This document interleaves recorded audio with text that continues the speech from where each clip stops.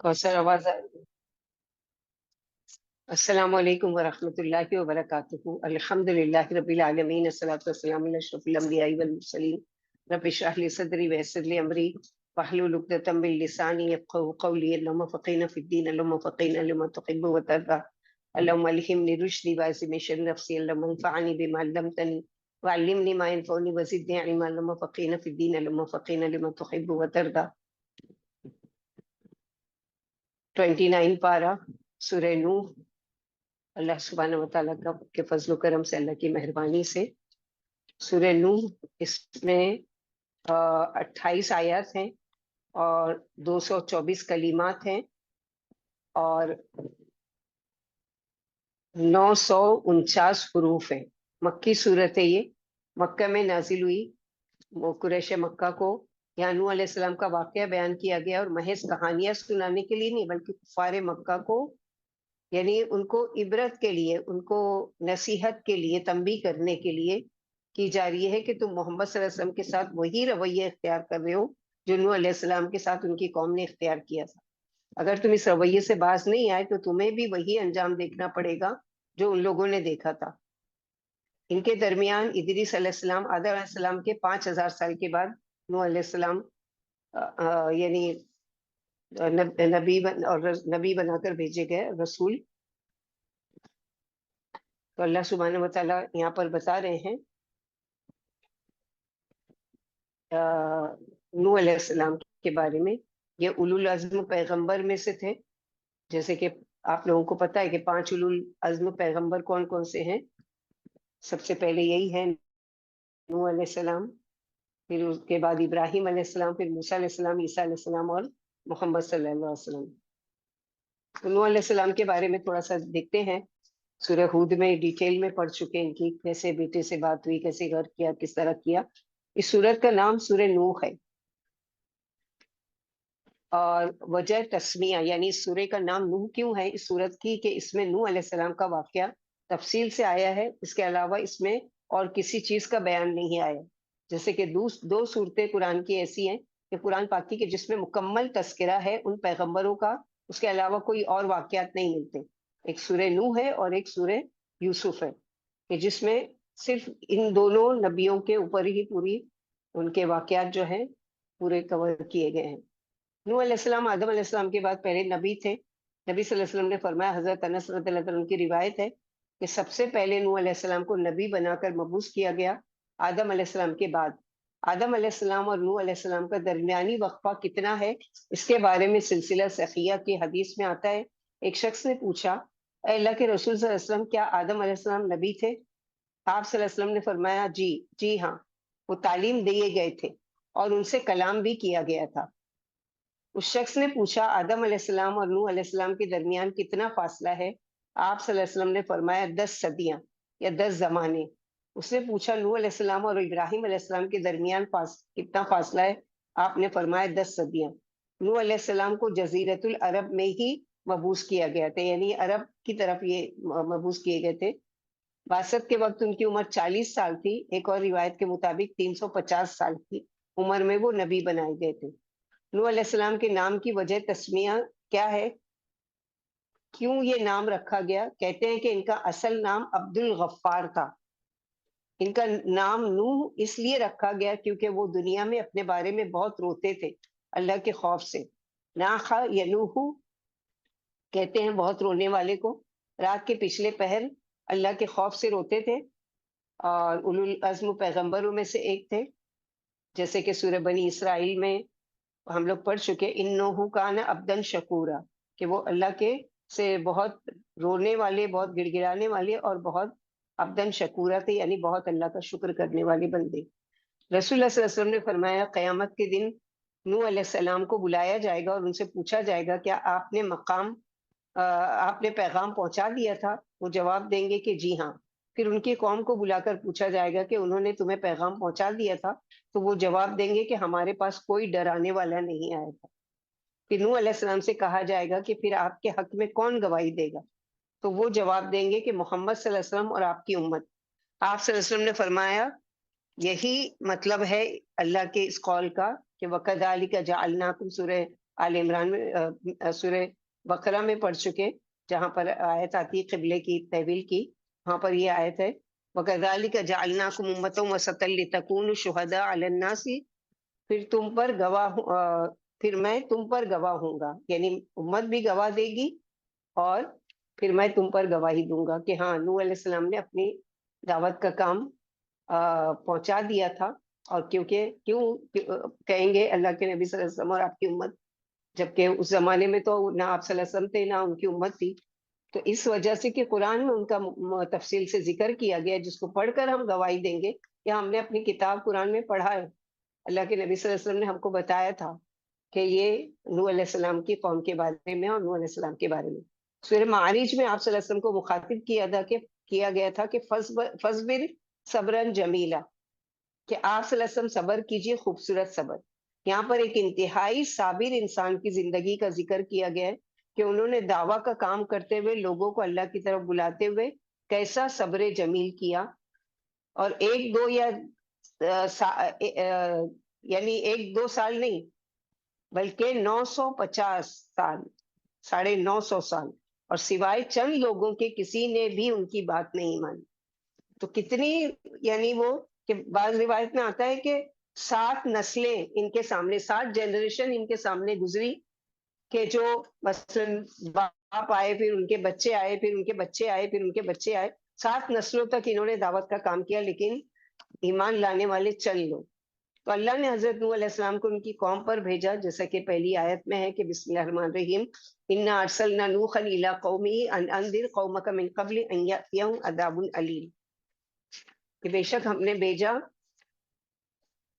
نوح علیہ السلام کو ان کی قوم کے پاس رسول بنا کر، تاکہ تم اپنی قوم کو اس سے پہلے کہ ان پر دردناک عذاب آ جائے خبردار کرو۔ نذیر کہتے ہیں صرف خوف زدہ کرنا نہیں، بلکہ کسی کو حقیقت حال سے خبردار کرنا، یعنی ڈرانے کے لیے نہیں، کہ ڈرانی حقیقت میں کیا ہونے والا ہے، اگر تم نہیں ایمان لاتے، اگر تم نہیں مانتے تو تمہارے ساتھ کیا معاملہ ہونے والا ہے اس کے بارے میں خبردار کرنا۔ ڈرانے کے معاملے میں نہیں، ڈرانا تو یہ ہے کہ ہاں عذاب کے بارے میں بتانا اور ان کو ان کے انجام کے بارے میں بتانا، اگر تم نافرمانی کی زندگی گزار کے گئے تو دیکھو تمہارے ساتھ کیا ہونے والا ہے۔ اللہ نے حضرت نوح علیہ السلام کو ان کی قوم کے پاس رسول بنا کر بھیجا تاکہ عذاب آنے سے پہلے قوم کو چوکنا کر دیا جائے، کہ اگر وہ عذاب آنے سے پہلے گناہوں سے توبہ کر کے اپنی اصلاح کر لیں گے تو ان پر عذاب نہیں آئے گا، اور زندگی کی لذتوں سے بدستور لطف اندوز ہوتے رہو گے۔ اللہ کے رسول صلی اللہ علیہ وسلم نے فرمایا کہ میں تمہیں صاف صاف آگاہ کر رہا ہوں کہ اللہ کے آنے والے عذاب سے ڈر جاؤ۔ آسمانی عذاب جو ہے وہ سروں پر تمہارے منڈلا رہا ہے، اب بھی وقت ہے سچے دل سے توبہ کر کے اپنی اصلاح کر لو۔ اور آسمانی عذاب سے بچنے کی صورت کیا ہے؟ کہ آسمانی عذاب سے بچانے والی 3 چیزیں ہیں: توحید و عدم شرک، خشیت الہی اور گناہوں سے پرہیز اور رسول وقتی فرما برداری۔ یعنی اگر تم میری رسالت مان کر میرا کہنا مان لو گے تو اللہ تمہارے بڑے بڑے گناہ جن کی وجہ سے تم عذاب کے مستحق بن چکے تھے معاف فرما دیں گے، اور تمہاری عمروں میں برکت عطا فرمائیں گے، اور آنے والا خطرناک عذاب تم سے ہٹا دیں گے۔ یعنی اگر تم مان لیتے ہو رسول کی بات اور رسول کا کہا تو اللہ سبحانہ و تعالیٰ تمہارے ساتھ کیا معاملہ کریں گے۔ اس سے پہلے کہ ان پر ایک دردناک عذاب آ جائے، کسی مصیبت میں گرفتار ہو جائیں، انہوں نے کہا قال یا قوم انی لکم نذیر مبین، علیہ السلام نے قوم کے پاس آ کر کہا اے میری قوم کے لوگوں، میں تمہارے لیے ایک صاف صاف خبردار کرنے والا پیغمبر ہوں، اللہ کے عذاب سے تم کو ڈراتا ہوں۔ پیغام میرا کیا ہے؟ کہ ایک اللہ کی عبادت کرو، اللہ سے ڈرو، اور رسول صلی اللہ علیہ وسلم کی رسول کی اطاعت کرو۔ ان اعبدوا اللہ واتقوا آتی ہوں کہ اللہ کی بندگی کرو، اسی سے ڈرو اور میری اطاعت کرو۔ 3 باتوں کے نصیحت نوح علیہ السلام اپنی قوم سے کر رہے ہیں۔ رسول کی اطاعت، کیونکہ وہ اللہ کے نمائندے ہوتے ہیں، ہمیں بھی لوگوں کو اللہ سے جوڑنا ہے تو اللہ سے جوڑنا ہے، اللہ کے بارے میں، اور رسول کی اطاعت کے بارے میں بتانا ہے۔ یغفر لکم من ذنوبکم، ان 3 باتوں پر اگر تم عمل کرو گے تو تم کو فائدہ کیا ہوگا کہ تم کو اللہ تعالیٰ بخش دیں گے۔ وَيُؤَخِّرُكُمْ إِلَىٰ أَجَلٍ مُّسَمًّى، اور تم کو ایک وقت تک باقی رکھیں گے۔ یعنی اگر تم نے یہ 3 باتیں مان لی تو تمہیں دنیا میں اس وقت تک جینے کی مہلت دی جائے گی جو اللہ نے تمہاری طبعی موت کے لیے مقرر کیا ہے، ورنہ عذاب کی صورت میں تم کو پہلے ہی ختم کر دیا جائے گا. جیسے کہ اللہ کے نبی صلی اللہ علیہ وسلم نے فرمایا نیکیوں سے عمر میں اضافہ کیا جاتا ہے، صدقات سے، صلہ رحمی سے. مثلا کسی کی عمر اگر لکھی ہوئی ہے 50 سال کی، لیکن اس کے لیے شرطیہ یہ وہ ہوتی ہے اس کی عمر کا کہ اگر یہ صلہ رحمی نبھائے گا تو اس کی عمر کو بڑھا دیا جائے گا. تو ہو سکتا ہے کہ 50 کی 70 کر دے یا جو بھی کر دے اللہ تعالیٰ کی عزت سے. تو یہ چیز ہو سکتی ہے عمر میں اضافہ. دوسرا معنی عمر میں اضافے کے کیا ہے کہ اللہ سبحانہ و تعالیٰ اس کی عمر میں تو اضافہ نہیں کریں گے، لیکن اس کو کم وقت میں زیادہ نیکیاں کمانے کی توفیق دیں گے. یہ بھی اس میں عمر میں اضافہ، یعنی جتنی عمر میں لوگ اتنا کام نہیں کر پاتے، وہ اتنا زیادہ کام کر کے وہ آگے بڑھ جائے گا، اپنے درجات بلند کرے گا. یعنی اللہ نے ہی لوگوں کی ہدایت کے لیے بھیجا نوح علیہ السلام کو، جس کا ذکر ہے پہلی آیت میں. تو نوح علیہ السلام کی رسالت سب لوگوں کے لیے نہیں تھی، بلکہ اپنے زمانے کے لوگ اپنی قوم کے لیے، جیسے دیگر پیغمبروں کی دعوت اپنی اپنی قوم کے لیے تھی، لیکن محمد صلی اللہ علیہ وسلم کی دعوت تمام انسانوں کے لیے ہے. دنیا میں بھی عذاب سے غرق کر دیے گئے اور آخرت کا عذاب باقی ہے. تو 3 چیزیں یہاں پر اہم ہیں کہ واتقوا اللہ ان اعبدوا اللہ واتقوا واتیعون، کہ عبادت کرو اللہ کی، تقوی اختیار کرو اور اطاعت رسول کی کرو. جہاں تک عبادت کا تعلق ہے تو ہماری زندگی کا مقصد ہی یہی ہے، وما خلقت الجن والانس الا لیعبدون. تمام انبیاء کے لیے بھی یہی حکم تھا، اور تمام انبیاء جو ہے یہی ایک دعوت اور پیغام لے کر آئے کہ ایک اللہ کی عبادت کرو اور ہماری اطاعت کرو. عبادت بندوں پر اللہ کا حق ہے، عبادت اللہ کو راضی کرنے کا ایک طریقہ ہے. رسول اللہ صلی اللہ علیہ وسلم نے فرمایا بے شک اللہ تم سے 3 باتوں سے راضی ہوتے ہیں. نمبر 1، اس بات کو پسند کیا تم صرف ایک اسی کی عبادت کرو، اس کے ساتھ کسی کو شریک نہ ٹھہراؤ. نمبر 2، اللہ کی رسی کو مضبوطی سے تھام رکھو. تو اللہ کی رسی کیا ہے؟ یہ تو قرآن ہے یا دین ہے، تو اس کو مضبوطی سے پکڑے رکھو. نمبر 3، تفرقے میں نہ پڑو، کیونکہ عبادت ایسی چیز ہے جس کے بارے میں قبر میں بھی سوال ہوگا. انس بن مالک رضی اللہ عنہ سے روایت ہے کہ مومن کو جب اس کی قبر میں رکھا جاتا ہے تو اس کے پاس ایک فرشتہ آتا ہے اور اس سے کہتا ہے کہ تم کس کی عبادت کرتے تھے؟ بس اللہ نے اس کی ہدایت دی ہوتی ہے تو وہ جواب دیتا ہے کہ میں تو اللہ کی عبادت کرتا تھا. عبادت بھی کیسی؟ شرک اور ریاکاری کے بغیر، اور طریقہ نبی صلی اللہ علیہ وسلم کا. اسی طرح قیامت کے دن اسی عبادت کے مطابق لوگوں کے گروہ بندی ہوگی، یعنی الگ الگ گروہ میں بٹ جائیں گے. جیسے ہم لوگ پڑھ چکے نا سورہ واقعہ میں، سابقون الاولون، اصحاب الیمین، اصحاب الشمال. تو الگ الگ گروہ اپنی اپنی عبادتوں کی اور اپنے اپنے ایمان اور اپنے اپنے تقوی کے مطابق گروہوں میں بڑھ جائیں گے. دوسری چیز اس آیت میں کہ عبد اللہ واتقوہ. واتقوہ کیا ہے؟ تقوی، اللہ کا تقوی. تقوی کیا ہے کہ ہر وہ کام کرنا ہم جس کو کرنے کا اللہ نے حکم دیا ہے، اور ہر وہ کام جو اللہ کی نافرمانی کے ہیں اس کو چھوڑ دینا. تقوی اختیار کرنا غم سے نجات کا ذریعہ ہے، شیطان کے وسوسوں سے نجات ملتی ہے، مشکلات سے نکلنے کا راستہ ملتا ہے، خوف و غم سے نجات ملتی ہے. اور تیسری چیز جو پڑھی ہے کہ وَأَطِیعُونِی، کہ اطاعت کرو میری، یعنی رسول کی.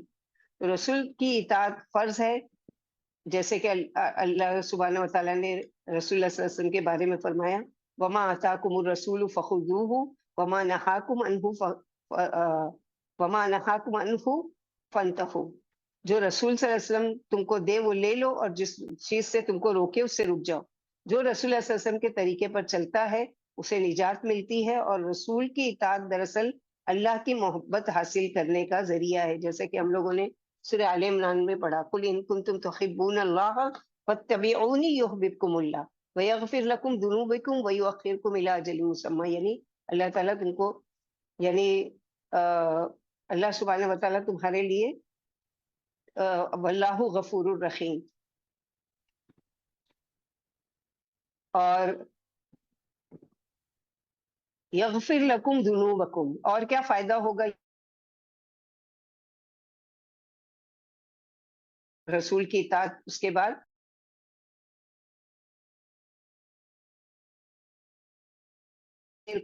یہ 3 کام کرنے کا فائدہ یہ ہوگا کہ وہ تمہارے گناہوں کو معاف کر دیں گے اللہ تعالیٰ۔ تو عبادت گناہوں کی معافی کا ذریعہ بھی ہے، جیسے کہ ہم لوگ حدیث کئی دفعہ پڑھ چکے نا کہ وضو سے نماز کے جو اعضاء کے گناہ ہیں وہ جڑتے ہیں۔ تو وہ وضو کرنا بھی کیا ہے؟ عبادت کے لیے ایک تیاری ہے اور ایک یعنی نیکی کا کام کا ایک ذریعہ ہے۔ ان اجل اللہ اذا جاء لا یؤخر، یعنی موت کا وقت مقرر ہے، ٹالا نہیں جا سکتا۔ اس کے 3 معنی ہیں کہ کون کون سے وقت ہے جو ٹالے نہیں جا سکتے۔ نمبر 1، قبروں سے اٹھائے جانے کا وقت مؤخر نہیں ہوگا، یعنی جو ٹائم اللہ تعالیٰ نے لکھ دیا ہے کہ تم قبروں سے اٹھائے جاؤ گے، اب اس وقت کو نہیں ٹالا جا سکتا، کہ وہ تو اپنے وقت پہ ہی لوگ جب اللہ تعالیٰ کا حکم ہوگا سب اٹھ کھڑے ہوں گے۔ دوسرا معنی ہے لا یؤخر، کہ موت کا مقرر وقت یعنی مؤخر نہیں کیا جائے گا، یعنی جو موت کا وقت لکھ دیا اللہ تعالیٰ نے تقدیر میں، اب اس کو ٹالا نہیں جا سکتا۔ نمبر 3، عذاب کا وقت مقرر ہے، مؤخر نہیں کیا جائے گا، کہ اللہ سبحانہ و تعالیٰ نے جو ڈھیل دے رکھی ہے لوگوں کو ان کے وجہ سے نہیں پکڑتے، تو اس کی وجہ سے یہ نہیں ہے۔ ان اجل اللہ اذا جاء لا یؤخر، حقیقت یہ ہے کہ اللہ کا مقرر کیا ہوا وقت جب آ جاتا ہے تو پھر ٹالا نہیں جاتا۔ جو عذاب کے لیے مقرر کیا گیا ہو کہ اتنے دن ان کو مہلت دی جائے گی، اتنے دن کے اندر تم نے اپنی اصلاح نہیں کی تو تم کو ختم کر دیا جائے گا۔ لو کنتم تعلمون، کاش تم جانتے ہوتے، اگر تمہارے پاس علم ہوتا تو اپنے رویے میں تبدیلی پیدا نہیں کرتے۔ تو علم کا جاننا، علم کا حاصل کرنا اور لوگ اپنے انجام کے لیے الرٹ رہنا، یہ کتنا ضروری ہے انسان کے لیے، کہ اگر وہ نہیں جانتا ہے اپنے انجام کے بارے میں، نہیں جانتا ہے اپنی آخرت کے بارے میں، نہیں جانتا اپنی قبر کی زندگی کے بارے میں، تو سمجھو کہ وہ خسارہ اٹھا کے اس دنیا سے گیا نا، اور اس کا نقصان ہی نقصان ہے کہ وہ اللہ سبحانہ و تعالیٰ کے اس حال میں جا کر ملے گا کہ خالی ہاتھ کھڑا ہوگا، کیونکہ اس نے جانا ہی نہیں۔ دنیا میں اگر اس نے اپنی آنکھیں کھولی ہوتی، علم حاصل کیا ہوتا، جانا ہوتا، تو آج جو اللہ سبحانہ و تعالیٰ نے ہمارے لیے علم حاصل کرنے کا انتظام کیا ہے، تو سمجھو یہ اللہ سبحانہ و تعالیٰ کی بہت بڑی نعمت ہے، کہ جس کو ہم بالکل یعنی معمولی سمجھتے ہیں یا کوئی اہمیت ہی نہیں دیتے ہیں، کہ ٹھیک ہے پڑھنا ہے نا پڑھ لیں گے کیسے بھی کر کے۔ نہیں، دل لگانا ہے اس میں اپنے آپ کو وہ کرنا ہے، کیونکہ اللہ سبحانہ و تعالیٰ بہتر جانتے ہیں کہ ہم کس نیت سے، کس سوچ سے اور کس ارادے سے اور کس کنڈیشن میں بیٹھے ہوئے، کس طرح سے، یعنی ہمارا، جیسے اللہ کے نبی صلی اللہ علیہ وسلم نے فرمایا 3 جگہ میں اپنے دلوں کا جائزہ لو، اگر دل لگتا ہے تو سمجھو کہ تم مومن ہو۔ نمبر 1، قرآن کی مجلس میں، نمبر یہ کہ علم حاصل کرنے کے اس میں، نمبر یہ کہ نماز میں اور دعاؤں میں، اللہ کے ذکر میں اگر تمہارا دل لگ رہا ہے، سمجھو دعا مانگ رہے ہیں اور غافل دل کی دعا نہیں ہے، تو سمجھو تمہارا دل زندہ ہے اور تم الرٹ ہو اور تم سینس کے ساتھ دعا مانگ رہے ہو، اسی طرح سینس کے ساتھ قرآن پڑھ رہے ہو، علم حاصل کر رہے ہو۔ تو علم حاصل کرنے کی اسی لیے کہ جنت کا یہ راستہ ہے، کہ اللہ کے نبی صلی اللہ علیہ وسلم نے فرمایا جو علم کے راستے پر چلا اللہ تعالیٰ اس کے لیے جنت کا راستہ آسان کر دے۔ تو اگر ہمارا علم حاصل کرنا ایسا ہوگا کہ بس سننے کی حد تک یا پڑھنے کی حد تک اور اس کے بعد اپنے عمل میں نہیں آئے، ہماری زندگی میں تبدیلی نہیں آئی، یا بے دلی سے اگر پڑھ رہے ہیں کہ بس ٹائم پاس ہو رہا ہے، تو سمجھ لے کہ پھر یہ علم ہم کو فائدہ نہیں دے گا بلکہ نقصان ہوگا۔ اور نقصان کا سب سے بڑا کیا ہوگا کہ یہ حجت بنے گا اللہ تعالیٰ کے وہاں، کہ ہاں یہ بیٹھتے تو تھے اللہ تعالیٰ کی مجالس میں، لیکن ان کا دل کہیں اور لگا ہوتا تھا، یہ کچھ اور کر رہے ہوتے تھے، کیونکہ اللہ سبحانہ و تعالیٰ دیکھ رہے ہیں نا اس وقت کنڈیشن، مجھے بھی آپ کو بھی، کہ ہم کس نیت کس سوچ سے بیٹھے ہیں، کس کنڈیشن میں بیٹھے ہیں۔ تو یہ ساری چیزیں تو لو کنتم تعلمون، کاش کہ تم جانتے ہوتے۔ تو ہم کو بھی کیا ہے، جاننا ضروری ہے اپنے آخرت کے بارے میں، اس سے پہلے کہ ہم سے یہ مہلت لے لی جائے، چھین لی جائے۔ آگے نوح علیہ السلام کیا کہہ رہے ہیں؟ قال رب انی دعوت قومی لیلا ونہارا، نوح علیہ السلام نے کہا اے میرے رب، میں نے اپنی قوم کو رات اور دن پکارا، یعنی آپ کے حکم کی تعمیل کے لیے، ان کو تبلیغ کرنے کے لیے میں نے رات دن ایک کر دیے۔ اس سے کیا پتہ چلتا ہے کہ تبلیغ کا کام 24 گھنٹے ہونا چاہیے، کچھ وقت تبلیغ میں، کچھ پڑھنے پڑھانے میں، کچھ پلان بنانے میں، کچھ وقت سوچنے میں، نتیجہ کیا ملا رات دن کی محنت کا؟ کہ ان لوگوں نے کچھ بھی ان کو اچھا رسپانس نہیں دیا۔ اب نوح علیہ السلام اپنی قوم کی شکایت اللہ کے پاس لے کے آئے ہیں، یعنی اب شکوہ کر رہے ہیں کتنے سال کے بعد؟ 950 سال کے بعد۔ ایک طویل مدت تک تو ایذا پر صبر کرتے رہے، مگر اب پیمانہ جب چھلک پڑا، 950 سال تک قوم کو اللہ کے قانون کی دعوت دی، راہ پر لانے کے لیے ہر ممکن جتن کیے، ہر طرح سے سمجھایا بجھایا اور ہر تکلیف برداشت کی، مگر قوم اسی غلط راہ پر اڑی رہی اور بتوں کے آگے جھکی رہی۔ آخر تنگ آ کر اللہ سے شکایت کی کہ اے میرے رب، آپ خوب جانتے ہیں کہ میں نے تبلیغ میں کوئی کسر اٹھا نہیں رکھی، ہر تکلیف سہ کر قوم کو دن رات سمجھایا اور آپ کے قریب لانے کی سر توڑ کوشش کی، مگر افسوس قوم اپنی ضد پر اڑی رہی۔ میں انہیں قریب لانا چاہتا تھا مگر یہ اور دور ہٹ جاتے تھے۔ میں چیخ چیخ کر دعوت توحید اطاعت دیتا مگر یہ اور زیادہ شرک و کفر میں بڑھ جاتے۔ آخر میں نے ان سے کہا دیکھو سمجھ سے کام لو اور رب کا کہنا مانو، جب تم رب کے فرما بردار بن جاؤ گے تو وہ تمہارے گناہ معاف فرما دیں گے۔ لیکن ہزار افسوس ان بے ایمانوں نے میری نصیحت کو سننا بھی گوارا نہیں کیا، کانوں میں انگلیاں ٹھوس لی اور منہ پر کپڑے ڈال لیے تاکہ نہ میرا چہرہ دیکھے اور نہ میری بات سنے۔ قریشی بھی یہی کرتے تھے آپ صلی اللہ علیہ وسلم کے ساتھ، کافر بھی قرآن و حدیث سننا گوارا نہیں کرتے تھے اور اسی طرح کانوں میں انگلیاں ٹھوس لیا کرتے تھے اور آگے بڑھ گئے تھے۔ اور کیا کہتے تھے لوگوں سے؟ سورہ فصلت آیت نمبر 26، وقال الذین کفروا لا تسمعوا، کافروں نے کہا یہ قرآن مت سنو اور شور و غل کرو تاکہ تم غالب رہو۔ یعنی میں نے بھرے مجمع میں زور زور سے کھلم کھلا توحید کی دعوت دی اور فردن فردن تنہائی میں بھی سمجھایا تاکہ کسی طرح راہ پر آ جائیں اور نارے جہنم سے بچ جائیں۔ یعنی پہلے ان کے باپ دادوں کو سمجھایا، وہ چلے گئے، پھر ان کی اولاد آئی، شاید یہ ایمان لائے، ان کو سمجھایا، لیکن فلم یزیدہم دعائی اللہ فرارا، میری پکار نے ان کے فرار میں ہی اضافہ کیا، یعنی جتنا جتنا میں نے ان کو حق کی طرف بلایا اتنا وہ دور بھاگے۔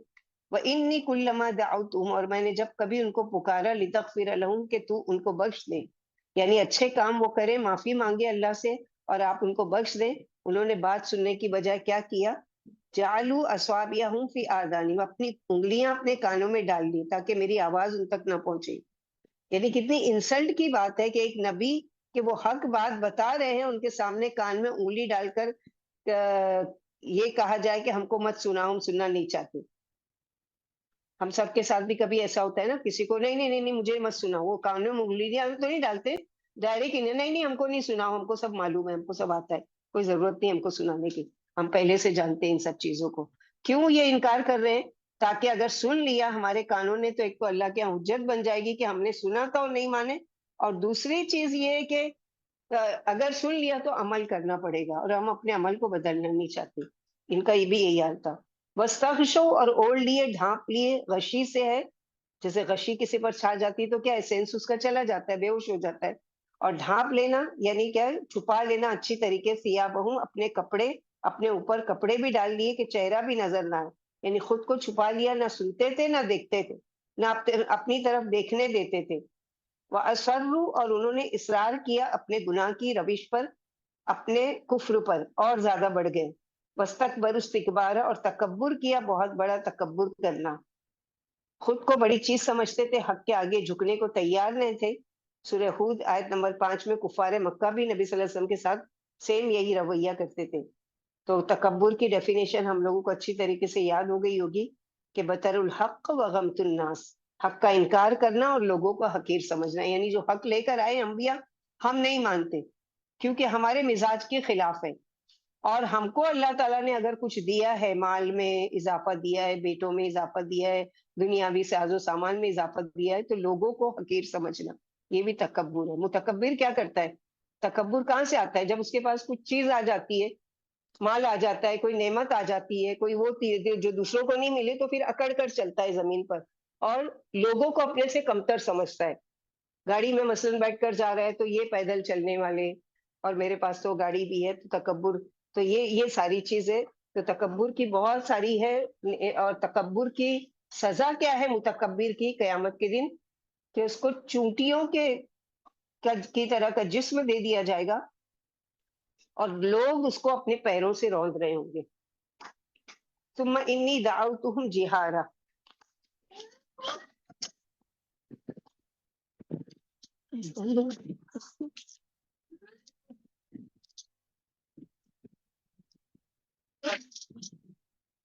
پھر بے شک میں نے ان کو بلند آواز سے بھی پکارا سامنے سے. ثم انی اعلنت لکم، پھر میں نے ان کو اعلانیہ تبلیغ کی. دونوں طریقے اختیار کی، اکیلے اکیلے جا کر بھی سمجھایا، اعلانیہ بھی. جیسے کہ آپ صلی اللہ علیہ وسلم کی شروع کی بھی یہی تھی نا، کہ آپ صلی اللہ علیہ وسلم بھی کیا کرتے تھے کہ پہلے اسلام اتنا کامن نہیں ہوا تھا، اور ڈر ڈر کے چھپ چھپ کر دارالارقم جو بنایا گیا تھا اس میں چھپ چھپ کر اور وہاں پر دعوت دیتے تھے لوگوں. جو مسلمان ہوتا تھا وہ چپکے سے وہاں آ کر آپ صلی اللہ علیہ وسلم سے قرآن سنتا تھا، وہاں نماز کا طریقہ سیکھتا تھا، وہاں پر عبادت کرتا تھا، وہاں اللہ کی نبی صلی اللہ علیہ وسلم کی بات تو چھپ کر کیا جاتا تھا. تو یہ اللہ کے نبی صلی اللہ علیہ وسلم پھر جب آپ صلی اللہ علیہ وسلم کو تو دوسری وحی میں ہی حکم دے دیا گیا کہ یا ایھا المزمل یا ایھا المدثر قم فانذر وربک فکبر وثیابک فطہر، کہ اب اٹھیے اور دعوت کا کام کیجیے، اور وانذر عشیرتک الاقربین، کہ سب سے پہلے شروعات کیجیے اپنے قریبی رشتہ داروں سے. تو آپ صلی اللہ علیہ وسلم نے کیا کیا کہ اپنے قریبی رشتہ داروں کو دعوت دی گھر میں، اور پھر ان کو سمجھایا بتایا کہ اللہ تعالیٰ نے مجھے نبی مبعوث کیا ہے، مجھ پر وحی نازل ہوتی ہے، اور اللہ تعالیٰ کی ایک اللہ کی عبادت کرو، اس کے ساتھ کسی کو شریک نہیں کرو. پھر صفا کی پہاڑی پر گئے، وہاں پر پکار کر سب کو بلایا کہ اگر میں یہ کہوں کہ اس پہاڑ کے پیچھے سے کوئی لشکر تم پر حملہ آور ہونے والا ہے تو کیا تم میری بات مان لو گے؟ تو سب نے ایک زبان ہو کر کہا تھا، ابو لہب بھی اور سارے لوگ نے، ابو جہل اور سارے بڑے بڑے سردار، کہ ہم ضرور مانیں گے، اس لیے کہ 40 سال آپ ہمارے بیچ میں رہے، ہم آپ کو صادق اور امین مانتے ہیں، تو ہم آپ کی بات کیسے نہیں مانیں گے؟ تو آپ صلی اللہ علیہ وسلم نے فرمایا کہ میں تمہیں ایک ایسی چیز سے خبردار کر رہا ہوں جو آسان ہے تمہارے لیے، کہ قولوا لا الہ الا اللہ، کہ کہہ دو اللہ ایک ہے، اس کے ساتھ کوئی شریک نہیں. اس چیز پر ابو لہب جو ہے وہ اس قدر یعنی آگ بگولا ہو گیا، اور اس قدر بھڑک گیا، اور اس قدر وہ کی کہ ڈائریکٹ بد دعا دے دی آپ صلی اللہ علیہ وسلم کو. تبا لک یا محمد، نعوذ باللہ، اے محمد صلی اللہ علیہ وسلم تیرے ہاتھ ٹوٹے. تو اللہ کے نبی صلی اللہ علیہ وسلم نے تو کبھی بھی اپنی ذات کے لیے بدلہ نہیں لیا. اللہ سبحانہ وتعالیٰ نے پوری قرآن کی سورہ نازل کر دی کہ تبت یدا ابی لہب و تب، کہ ابی لہب کے ہی ہاتھ ٹوٹے اور وہ ہلاک ہو. تو یہاں پر یہی ہے کہ اللہ کے نبی صلی اللہ علیہ وسلم اسررت لہم اسرارا، اور چپکے چپکے بھی سمجھایا. چپکے سے مثلا کسی کو لکھ کر کوئی بات دے دی جائے جو اس کو سمجھانی ہو، یا الگ بلا کر اس کو سمجھایا جائے، یا ایک مجلس میں عمومی انداز میں بتایا جائے. دونوں طریقے اختیار کیے. یعنی جیسے سب کی مجلس میں آپ کسی کا نام لے کر اگر پکارے تو اس کی انسلٹ ہوگی، اور وہ مثلا بات ماننے کی بجائے اور زیادہ وہ ہو جائے گا کہ سب کے بیچ میں مجھے بے عزت کیا گیا. تو اس کے اندر جو بھی برائی ہے، اس کے اندر جو بھی ہے، یا کامن لوگوں میں جو بھی ہے، جیسے علماء اور جو خطیب ہوتے ہیں اور جو بھی واعظ و نصیحت کرنے والے، ان کا طریقہ کیا ہوتا ہے کہ سماج میں پھیلی ہوئی جو کامن برائی ہے اس کو عام لوگوں کو بغیر کسی کا نام لیے بتاتے کہ دیکھو ہمارے اندر معاشرے میں یہ اور یہ برائی پھیلی ہے، اس کی اصلاح کرنا ضروری ہے. کہ جیسے آج ہمارے وہاں پھیلی ہوئی ہے برائی کہ شرک ہو رہا ہے، دین سے دوری ہے، نماز سے دوری ہے، اللہ تعالیٰ سے دوری ہے، اللہ کے قرآن سے دوری ہے. تو یہ ساری چیزوں کے لیے کامن جمعہ کے خطبات میں بھی اس میں بھی بتائے جاتے ہیں. تو یہاں پر بھی یہ اپنا وہ بتا رہے ہیں، حالانکہ اللہ سبحانہ و تعالیٰ کو کیا پتہ نہیں ہے کہ انہوں نے کیسا کام کیا اور کتنا صبر کیا اور کیسے کیسے دعوت دی. لیکن اللہ سبحانہ و تعالیٰ قرآن میں ان کی زبانی ان کی باتوں کو مینشن کر رہے ہیں کہ کتنی تکلیف سے گزرنے کے بعد اور کتنا 950 سال صبر کرنے کے بعد اب صبر کا پیمانہ جب لبریز ہو گیا ہے تو اب اپنی قوم کو کیسے سمجھایا یہ بتانے کے بعد اب ان کے لیے بد دعا کی جائے گی. فَقُلْتُ اسْتَغْفِرُوا رَبَّكُمْ إِنَّهُ كَانَ غَفَّارًا، تو میں نے کہا اپنے رب سے بخشش چاہو، بخشش مانگو. انہ کان غفارا، بے شک وہ ہے بڑا بخشنے والا اور بڑی بڑی بخشش فرمانے والے ہیں. میں نے کہا تم اپنی ان نازیبا حرکتوں سے باز آ جاؤ اور اللہ کی طرف رجوع کرو، کیونکہ اگر گناہگار نادم ہو کر اللہ سے توبہ کرتا ہے، اللہ اس کی توبہ قبول فرما کر گناہ معاف فرما دیتے ہیں. گو شرک ہی शिर्क ही क्यों ना हो, वो बड़ा गफूर रहीम है, उसकी फर्मा बरदारी से वक्त पर अल्लाह ताला बारिश भी बरसाएंगे और रोजियों में बरकत भी देंगे। जैसे इस्तिस्का की नमाज में सूरह नूह पढ़ना इसी आयत की वजह से मुस्तहब है। उमर रज़ियल्लाहु अन्हु की दुआ इस्तिस्का, एक दफा उमर रज़ियल्लाहु अन्हु बारिश की दुआ मांगने के लिए मिंबर पर चढ़े और यही आयत पढ़ी और अल्लाह से गुनाहों की माफी भी मांगी और इस्तगफार की आयतें पढ़ी। फिर फरमाया, मैंने बारिश तमाम आसमानी राहों से जिनसे बारिश मांगी जा सकती है मांग ली है। जैसे सुलेमान अलैहिस्सलाम के जमाने में भी जब कहत आया तो उन्होंने क्या किया था कि बारिश के लिए निकले और निकलकर वापस आ गए। तो लोगों ने कहा कि आप तो निकले थे दुआ करने के लिए, दुआ नहीं मांगी। तो सुलेमान अलैहिस्सलाम ने कहा कि मैंने देखा कि एक चूंटी जो है वो दोनों अपने पैर और हाथ उठाकर अल्लाह से इस्तगफार कर रही है और बारिश की दुआ कर रही है। तो हम मैं बगैर के अल्लाह ताला जब उसकी पुकार यानी इतनी हकीर जो हमारी नजर में मखलूक है उसने पुकारा है तो यकीनन बारिश होगी। तो अल्लाह सुब्हानहू व तआला यहाँ पर यही बता रहे हैं कि अगर तुम अल्लाह से वो मांगते हो तो गुनाहों की माफी के 3 असबाब हैं। नंबर 1 शिर्क छोड़कर इस्लाम में आ जाना। नंबर 2 हिजरत से पहले गुनाह जो है वो गिरा देता है। यानी हिजरत से पहले जो भी गुनाह हुए, हिजरत जब दीन के लिए हिजरत इंसान करता है तो उसके पिछले गुनाह गिरा दिए जाते हैं यानी मिटा दिए जाते हैं। इसी तरह हज करना, पिछले गुनाह यानी माफ कर दिए जाते हैं। और एक जगह आता है कि सच्चे दिल से तौबा से अल्लाह ताला पिछले तमाम गुनाहों को माफ कर देते हैं। तो यहाँ पर अल्लाह सुब्हानहू व तआला जो फरमा रहे हैं कि फ़कुल्तु अस्तग़फ़िरू इन्नहु कान गफ़्फ़ारा, गाफिर, क्योंकि अल्लाह सुब्हानहू व तआला क्या है, इन्न रब्बका वासिउल मग़फ़िरा, बेशक अल्लाह ताला वुसअत वाले हैं, बख्शिश करने वाले हैं। दूसरी जगह अल्लाह ताला फरमाते हैं गाफिरुद दम्बि व क़ाबिलुत तौबि शदीदिल इक़ाब, के गुनाहों को माफ करने वाले, तौबा को कबूल करने वाले और याद रखो अगर सरकशी से बाज नहीं आए तो शदीदुल इक़ाब भी है। गफरा कहते हैं ढांप देना, यानी तुम्हारे ऐबों पर अल्लाह ताला पर्दा डाल देंगे। और ये हर रोज होता है, कभी ऐसा नहीं कभी साल में एक रात आई तो उस दिन हमने माफी मांगी तो अल्लाह ताला ने माफ किया। नहीं, रोज आना रात में होता है। रसूलुल्लाह सल्लल्लाहु अलैहि वसल्लम ने फरमाया, हमारे रब तबारक व तआला उस वक्त आसमान दुनिया पर आते हैं जब रात का आखिरी तिहाई हिस्सा रह जाता है। वो कहते हैं कोई जो मुझसे दुआ करने वाला हो कि मैं उसकी दुआ कबूल कर लूं, है कोई मुझसे मांगने वाला कि मैं उसको अता करूं, है कोई जो मुझसे बख्शिश तलब करने वाला कि मैं उसको बख्श दूं। तो बख्शिश मांगना खुद भी बहुत बड़ी नेकी है और बहुत सी नेमतें जो हमको मिलने वाली होती है उसमें अगर कोई रुकावट हो तो वो दूर हो जाती है। तो याद रखिए, कोई चीज का हमने दुआ की थी मसलन और वो नहीं पूरी हो रही है, अब उसका पूरी होने का तरीका क्या है कि कसरत से अल्लाह ताला से इस्तगफार करना शुरू कर दें कि या अल्लाह, अगर मेरे गुनाहों की वजह से रुकावट आ रही है मुझे ये नेमत मिलने में, तो अल्लाह ताला मैं आपसे इस्तगफार करती हूँ कि इसके ज़रिए से मेरी रुकी हुई जो नेमत मुझे मिलने वाली है, अल्लाह मुझे लौटा दीजिए या मुझ तक पहुँचा दीजिए। तो रास्ते में आने वाली रुकावट के को भी अल्लाह ताला दूर कर देते हैं। इस्तगफार करने का दूसरा फ़ायदा है, जो सच्चे दिल से इस्तगफार करता है, अल्लाह ताला उसके सय्यात को हसनात में बदल देते हैं। जो सच्चे दिल से अल्लाह से माफ़ी माँगता है, अल्लाह ताला क्या करते हैं, उसके गुनाहों को नेकियों में बदल देते हैं।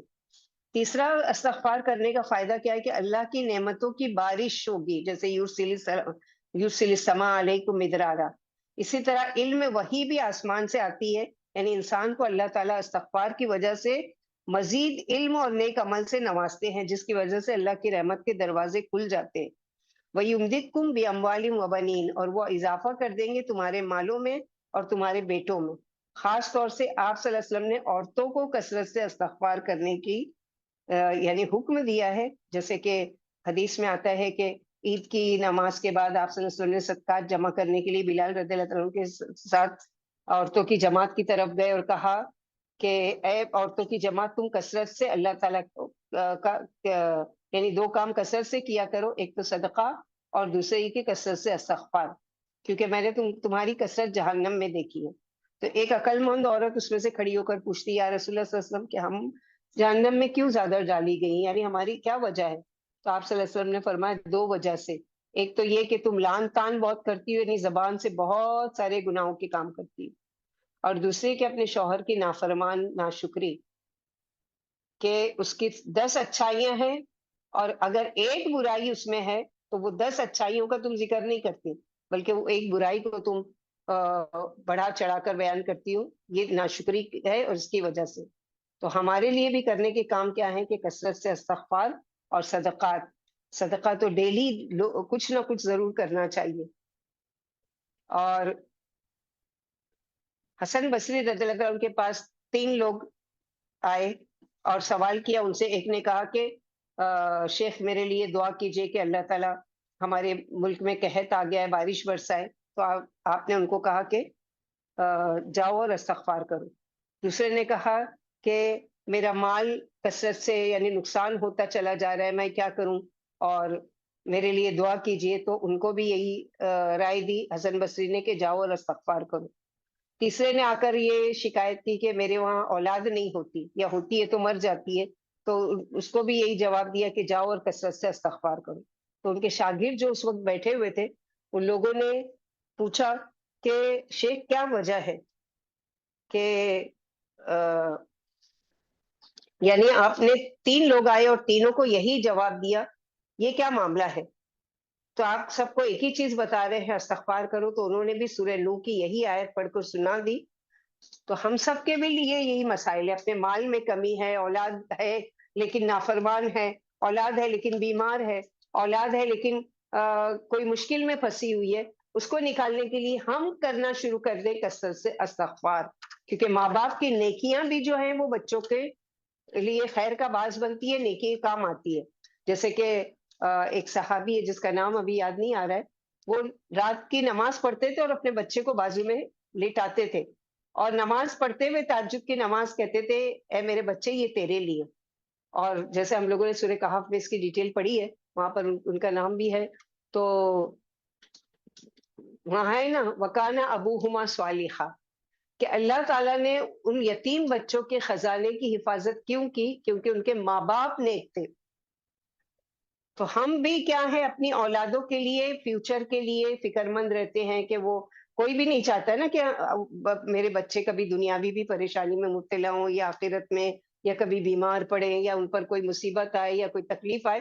تو کثرت سے استغفار بھی اور نیکیاں اس نیت سے بھی کریں، نیکیاں تو کریں کہ اللہ سبحانہ وتعالیٰ کی رضا و خوشنودی کے لیے اور اللہ کے لیے اخلاص سے، لیکن اس میں نیت یہ بھی ہو کہ اس میں میری اولاد کا بھی حصہ، میرے ماں باپ کا بھی حصہ، کہ اس کے ذریعے جو بھی نیکی کروں اس کا ایک حصہ میرے ماں باپ کو بھی، کہ ان کی مغفرت کرے اللہ تعالیٰ۔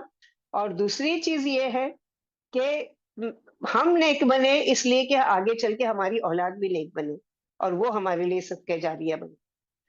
تو اللہ تعالیٰ اس طرح اضافہ کریں گے، وَيُمْدِدْكُمْ بِأَمْوَالٍ وَبَنِينَ۔ اللہ سبحانہ وتعالیٰ یہاں پر یہی بتا رہے ہیں اور ترغیب دلا رہے ہیں یہاں پر اس چیز کی، استغفار کی۔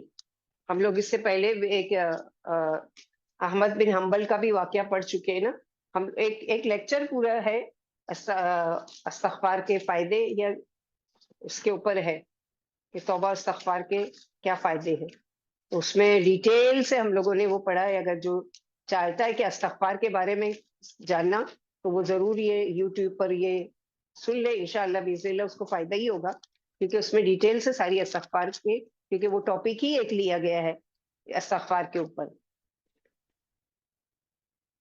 اور کیا کریں گے؟ وَيُمْدِدْكُمْ بِأَمْوَالٍ وَبَنِينَ وَيَجْعَلْ لَكُمْ جَنَّاتٍ وَيَجْعَلْ لَكُمْ أَنْهَارًا، کہ اللہ سبحانہ و تعالیٰ تمہارے لیے کیا ہے؟ باغات، یعنی دنیا زندگی تمہاری کیا ہوگی کہ خوشنما باغ کی طرح ہو جائے گی، کہ اب تمہارا گھر پرسکون لگے گا تم کو، تمہاری دنیا پرسکون لگے گی، اور تمہاری ساری چیزیں اللہ سبحانہ و تعالیٰ کے ہاں بہترین بنا دی جائے گی۔ اللہ سبحانہ و تعالیٰ تمہارے ساتھ یہ معاملہ کریں گے جب تم سچے دل سے توبہ کر کے گناہوں سے معافی مانگ لو گے اور فرما بردار بن کر آئندہ زندگی گزارو گے، تو تم پر بارش کی ارزانی اور روزی کی فراوانی ہوگی، اور آسمانی برکتوں سے مالا مال اور ارضی برکتوں سے خوشحال ہو جاؤ گے۔ بہار ہی بہار ہوگی، جانوروں کے تھن دودھ سے بھرپور رہیں گے، گھاس کی افراد اور دودھ کی بہتات ہوگی، مال و اولاد میں برکتیں اور چاروں طرف نعمتیں ہی نعمتیں ہوں گی، پھلوں کی بھرمار ہوگی اور بکثرت پیداوار ہوگی، جگہ جگہ آب رواں ہوگا اور نہروں اور چشموں کا دل خوش کن سما ہوگا، یہاں تک تو آپ نے رغبت دلائی تاکہ وہ چیزوں کی محبت اور لالچ کی وجہ سے اللہ والے بن جائے. پھر آگے ڈرا رہے ہیں کہ کیا ہوا ہے تم کو، ما لکم لا ترجون للہ وقارا، کہ کیا ہو گیا ہے تم کو، کیوں نہیں، کیا ہے تم کو کہ تم اللہ کے لیے کسی وقار کی توقع نہیں رکھتے، اللہ تعالیٰ تم کو کوئی اہمیت کیوں نہیں دیتے، اس کے لیے کوئی عزت نہیں دیتے. لوگوں کا تو تم بڑا خیال ہے کہ اس کو ناراض مت کرو، اس کو مت ناراض کرو، مگر اللہ کی ذات میں تم دن رات اس کی نافرمانی کرتے ہو، دوسروں کو اس کا شریک ٹھہراتے ہو، اور تم کو ذرا بھی اللہ تعالیٰ کا خیال نہیں آتا ہے. یعنی تمہاری عقلوں پر کیوں پردے پڑ گئے، کیوں اللہ کی عظمت سے غافل ہو اور اس کے جلال و ستوت سے جاہل بن گئے ہو، کیوں اس کی شان عظمت نہیں مانتے، اور کیوں اس کی شان ستوت سے بے خوف ہو گئے ہو کہ اللہ تعالیٰ ایک جگہ تمہارے لیے غفارہ بھی ہے تو دوسری جگہ شدید العقاب بھی ہے. تمہیں کیا ہے کہ تم اللہ تعالیٰ کی عظمت کو نہیں پہچانتے. دوسرا معنی ہے تم اللہ کے عذاب سے نہیں ڈرتے، اس کے ثواب کی امید نہیں رکھتے. تیسرا معنی ہے تم اللہ کے حق کو نہیں پہچانتے، اس کی نعمتوں کا شکر ادا کیوں نہیں کرتے. چوتھا معنی ہے تم اللہ کی اطاعت کیوں نہیں بجا لاتے. پانچواں اس کا معنی ہے کہ لا ترجون للہ وقارا، تم اللہ کی وحدانیت پر ثابت قدم کیوں نہیں رہتے، کیوں ڈاماڈول ہو جاتے ہو. اور جبکہ اللہ سبحانہ وتعالیٰ اب ان کو تخلیق کائنات اور تخلیق ان کی خود کی تخلیق اور لوگوں کی کہ وقد خلقکم اتوارا، حالانکہ اس نے پیدا کیا تم کو طرح طرح سے. طور اتوار جو ہے، طور کی جمع اتوار ہے، طرح طرح کی شکل و صورت میں تم کو پیدا کیا، ہر ایک کی شکل مختلف. انسان ماں کے پیٹ میں جب طرح طرح کے رنگ بدلتا ہے اور پھر ساری زندگی بدلتا ہے، جیسے ہمارا پہلے بچپن، پھر جوانی، پھر بڑھاپا، پھر آگے بڑھنا، تو دن بدن وہ ایک نئے اتوار میں چینج ہو رہا ہے نا. تو یہاں پر اسی کا ذکر اللہ تعالیٰ نے کہ اللہ تعالیٰ تم کو الگ الگ اتوار میں بڑھاتے رہتے ہیں. اللہ ہی نے تمہیں مختلف حالتوں سے پیدا کیا، منی کے قطرے سے، پھر جمے ہوئے خون سے، پھر لوتڑے سے بنایا. کیا آپ بھی رب کی عظمت نہیں مانو گے اور اس کی ہماگیر قدرت کے قائل نہیں ہوگے. تو اتوار، نطفہ، جمع ہوا خون، گوشت کا لوتھڑا، ہڈیاں چڑھا کر مکمل انسان بنا کر پیدا کیا. قد و قامت، طاقت، مالداری میں مختلف طور پر پیدا کیا، یعنی کسی کو مالدار بنایا، کسی کو غریب بنایا، کسی کو چھوٹا قد بنایا، کسی کو بڑا، کسی کو کمزور پیدا کیا، کسی کو طاقت والا بنایا. تو طور کا معنی مختلف حالت میں تم کو پیدا کیا، مختلف حالت میں تم کو رکھا. اسی طرح تیسرا معنی اس کا یہ کہ اخلاقی عادات و اطوار میں انسان مختلف ہے.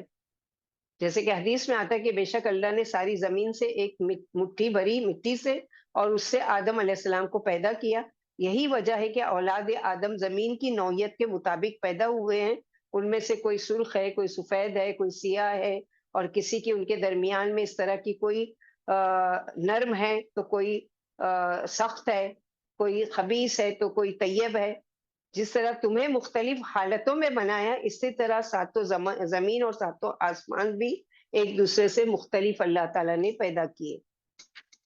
تو اللہ سبحانہ وتعالیٰ سب سے پہلے اپنی تخلیق پر غور و فکر کرو. کائنات میں سب سے پہلے اپنے آپ میں وہ کرو کہ تمہاری تخلیق کی چیز کس چیز سے ہوئی، تکبر کس بات کا، کہ تم پیدا کس چیز سے کیے گئے ہو. ہم شاجن نبتلی ہی اور سورہ طارق میں پڑھ چکے، جیسے کہ والسماء والطارق میں ہے نا کہ وما ادراک ما الطارق النجم الثاقب ان کل نفس علیہا حافظ فلینظر الانسان مما خلق خلق من ماء دافق یخرج من بین الصلب والترائب، کہ جو سینوں سے نکلتا ہے، جو پانی اور جو حقیر ہے، کہ جس کو اگر کپڑے پر لگ جائے تو اس کو غسل دیے بغیر تم عبادت نہیں کر سکتے، اس قدر حقیر اور وہ گندا اس سے تمہاری تخلیق ہوئی ہے. تو تم اس چیز پر غور نہیں کرتے، پھر کس چیز کے بارے میں تکبر کرتے ہو کہ اللہ سبحانہ وتعالیٰ کی جب تم کو بات سکھائی جاتی ہے، اللہ کی بات سنائی جاتی ہے، تو ماننے کی بجائے تم تکبر سے کام لیتے ہو. الم تروا کیف خلق اللہ سبع سماوات طباقا، کیا تم نے دیکھا نہیں، دیکھتے نہیں ہو کس طرح اللہ نے 7 آسمان تہ بتہ بنائے. یعنی اللہ سبحانہ وتعالیٰ کی قدرت کے بڑے بڑے نمونے، رب کی قدرت کی ہماگیری کے بڑے بڑے نمونے دیکھو. اس نے اپنے اوپر تلے 7 آسمان بنائے. اگرچہ دیکھنے میں ایک ہی آتا ہے مگر ہیں وہ 7. اور علم خیت کا یہ ہے کہ جو یہ جیوگرافی کو یہ کرنے والے ریسرچ کرنے والے بھی ساتھ ہی بتاتے ہیں. ان کا حس سے ادراک ہوتا ہے، یعنی تاروں کی رفتار سے اور ان کے گہنانے سے، کیونکہ متحرک تارے بڑے 7 ہیں جنہیں سبا سیارہ کہتے ہیں. ان میں سے ہر ایک کو دوسرے کی وجہ سے گہن لگتا ہے. قریب ترین سیارہ چاند ہے جو دنیاوی آسمان پر ہے. چاند اپنے اوپر والے تاروں کو گہن لگا دیتا ہے. فلک دوم میں اتارو، سوم میں زہرہ، چہرم میں سورج، پنجم میں مریخ اور ششم میں مشتری اور ہفتم میں زحل. باقی تاروں کو ثوابت کہتے ہیں جو فلک کا ہفتم میں ہے. ارباب دیانت کی اصطلاح میں اس کا نام کرسی ہے. فلک نہم، فلک اطلس اسیر کی حرکت 8ویں افلاک کی حرکت کے خلاف ہے اور تمام افلاک کی حرکات کا مبدا ہے. یہ حرکت مغرب سے مشرق کی طرف ہے، باقی 8 افلاک کی حرکت مشرق سے مغرب کی طرف ہے. فلک کی جمع ہے افلاک. افلاک کے ساتھ باقی تمام تارے باتباع گھومتے ہیں، لیکن سبا سیارہ کی گردش اپنے اپنے فلک کی گردش کے خلاف ہے، یعنی مغرب سے مشرق کی طرف ہے. ہر سیارہ اپنے آسمان کی مسافت اپنی حیثیت سے طے کرتا ہے. چاند کا دورہ 1 ماہ میں، سورج کا دورہ 1 سال میں اور زحل کا 30 سال میں پورا ہوتا ہے ایک دور. وجعل القمر نورا وجعل الشمس سراجا، ان میں چاند کی روشنی کے لیے بنائے اور وجعل الشمس سراجا اور سورج کو روشنی کے طور پر بنانے چراغ. واللہ انبتکم من الارض نباتا، اور اللہ نے اگایا تم کو زمین سے اگانا. تم میں اور پودوں میں فرق یہ ہے کہ پودے اگنے کے بعد اپنی ہی جگہ کھڑے ہیں اور تم نکل کر ادھر ادھر بھاگتے چلتے پھرتے ہو، چل پھر رہے ہو. تم بھی چلتے پھرتے پودے ہو. پودوں کی غذا بھی زمین سے آتی ہے اور انسانوں کی بھی وہیں سے آتی ہے، اور انسان کی جو اصل تخلیق بھی ہے وہ کیا ہے؟ مٹی سے ہی ہے. جیسے ہے نا کہ وہی خرجکم تارۃ اخری، کہ ہم تم کو اسی میں دفن کریں گے اور اسی سے تم کو دوبارہ نکالیں گے. تو اللہ سبحانہ وتعالیٰ یہاں علم خیت جو آج سائنس اتنی زیادہ ترقی کر چکی ہے کہ اس کی مقدار، اس کا گردش کرنا اور یہ ساری، تو یاد رکھے کہ سورج کی اپنی خود کی روشنی ہے اور وہ آگ کے گولے کی طرح دہک رہا ہے، چمک رہا ہے اور یعنی روشنی دے رہا ہے. چاند کی جو روشنی ہے اس سے ادھار لی ہوئی ہے، اسی لیے اس میں ٹھنڈک ہے چاند میں، کہ اس کی اپنی کوئی روشنی نہیں ہے بلکہ وہ چاند کے اس سے. اسی لیے جب چاند اور سورج کے بیچ میں زمین آ جاتی ہے تو کیا ہوتا ہے کہ چاند گہن یا سورج گہن لگ جاتا ہے، کہ چاند کے اوپر اس کا پردہ آ گیا. تو اللہ تعالیٰ یہ اس میں کچھ اختلافات بھی ہیں جن کا ہماری غرض صرف اتنی ہے کہ اللہ نے اوپر تلے 7 آسمان بنائے اور ان میں سورج چاند بنائے جن کی روشنی میں تفاوت ہے. ہر ایک اللہ کی عظیم الشان قدرت کا نمونہ ہے. انہی سے دن رات پیدا ہوتے ہیں. چاند کی مقررہ منزلیں اور گھٹتا بڑھتا بھی رہتا ہے تاکہ مہینے اور سال معلوم ہو جائے. فرمایا هو الذی جعل الشمس سراجا، سورہ یونس آیت نمبر 5. اسی نے سورج کو روشن اور چاند کو نورانی بنایا اور چاند کی منزلیں مقرر کی تاکہ تم سالوں کا حساب معلوم ہو جایا کرے. اللہ نے انہیں حکمت سے پیدا کیا. سمجھداروں کے آگے قدرت کے یہ مختلف نمونے ہیں. اور اللہ سبحانہ وتعالیٰ ثم یعیدکم فیہا ویخرجکم اخراجا، پھر تم کو اسی مٹی سے واپس بھیج دیں گے، یعنی جس مٹی سے تم کو پیدا کر کے کھڑا کیا تم ایک نباتات کی طرح اگے. نباتات کیوں کہا گیا انسان کو؟ کہ جس طرح پودا ایک چھوٹا سا بیج ہوتا ہے، بیج کے بعد پھر کیا ہوتا ہے، وہ ایک کمپل نکلتی ہے، کمپل کے بعد ایک ہلکا پھلکا سا پودا، پودے کے بعد پھر ایک ٹہنی والا درخت، پھر اس کے بعد ایک تنے والا درخت، پھر ایک مضبوط درخت بنتا ہے جو پھل دینے والا. تو انسان کا بھی یہی ہے کہ پہلے ایک نطفہ ڈلا، یعنی بیج ڈلا اس کے لیے، پیدائش کے لیے، پھر وہ ماں کے پیٹ میں پرورش پا رہا ہے 9 مہینہ. 9 مہینے کے بعد جب وہ پیدا ہوا تو بالکل کمزور، چھوٹا سا، محتاج، ماں کے اس پر پورا ڈیپینڈ. وہ کھلائے تو وہ کھا لے، وہ گندگی صاف کرے تو وہ کرے، وہ ساری ہر چیز کا محتاج.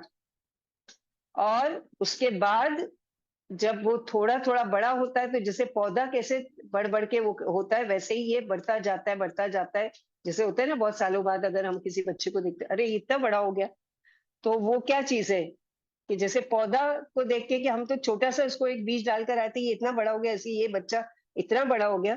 تو اللہ سبحانہ وتعالیٰ یہی فرما رہے کہ جس مٹی سے تم کو پیدا کیا ثم یعیدکم فیہا ویخرجکم اخراجا، پھر تم کو اسی مٹی میں واپس بھیج دیں گے اور پھر اسی سے دوبارہ نکالیں گے. جیسے پہلے نکلے تھے اسی طرح واپس ڈال کر ہم قادر ہیں پھر سے نکالنے پر. वल्लाहु जअल लकुमुल अर्द बिसाता, और अल्लाह ने बनाई तुम्हारे लिए जमीन बिछौने की तरह, जैसे अपने घर के फर्श पर चलते फिरते उठते बैठते हो और कोई तुमको तकलीफ नहीं होती, लुढ़कते फिरते नहीं हो, इसी तरह जमीन पर भी तुम आराम से चलते फिरते हो। तुम्हारी बिल्डिंगें खड़ी हुई हैं, वो नहीं हिलती है तुम्हारे, वो क्योंकि पहाड़ गाड़ कर क्या है उस मिट्टी को, उस जमीन को रोक दिया अल्लाह ताला ने। तो ये अल्लाह ताला की जबरदस्त कुदरत की निशानी, यानी अल्लाह ने तुम्हें मिट्टी से पैदा किया, जिस तरह जमीन से नबातात पैदा हुए, अल्लाह मरने के बाद तुम्हें जमीन में ही लौटा देंगे और कयामत के दिन दोबारा पैदा करके, इब्तिदा भी मिट्टी ही से की थी और इंतहा भी तुम्हारी मिट्टी से ही होगी। इसी तरह अल्लाह ने तुम्हारे लिए आराम के लिए जमीन फैला दी, खींच दी और ठहरा दी, और सरबा फलक पहाड़ों को की मजबूत मीखें उसमें ठोक दी, जैसे कि तुम कोई चीज लटकाने के लिए या कुछ वो करने के लिए कील ठोक कर ज्यादा हिस्सा दीवार के अंदर कर दे, तो थोड़ा सा हिस्सा लटकाने के लिए, ताकि वो कील जितना अंदर तक जाएगा उतना मजबूत रहेगा। ऐसे ही अल्लाह ताला ने जितने पहाड़ हमको ऊपर नजर आते हैं, चाहे वो एवरेस्ट पहाड़ तक क्यों ना ऊंचाई, उसके 3 गुना ज़्यादा ज़मीन में गाड़ा हुआ है, तभी ज़मीन ठहरी हुई है। ये सब अल्लाह ताला की ज़बरदस्त कुदरत की निशानियाँ हैं। तो अल्लाह सुब्हानहू व तआला यहाँ पर इस चीज़ का वो बता रहे हैं कि ज़मीन को भी तुम्हारे लिए बिछौना बनाया ताकि तुम आसानी से चलो।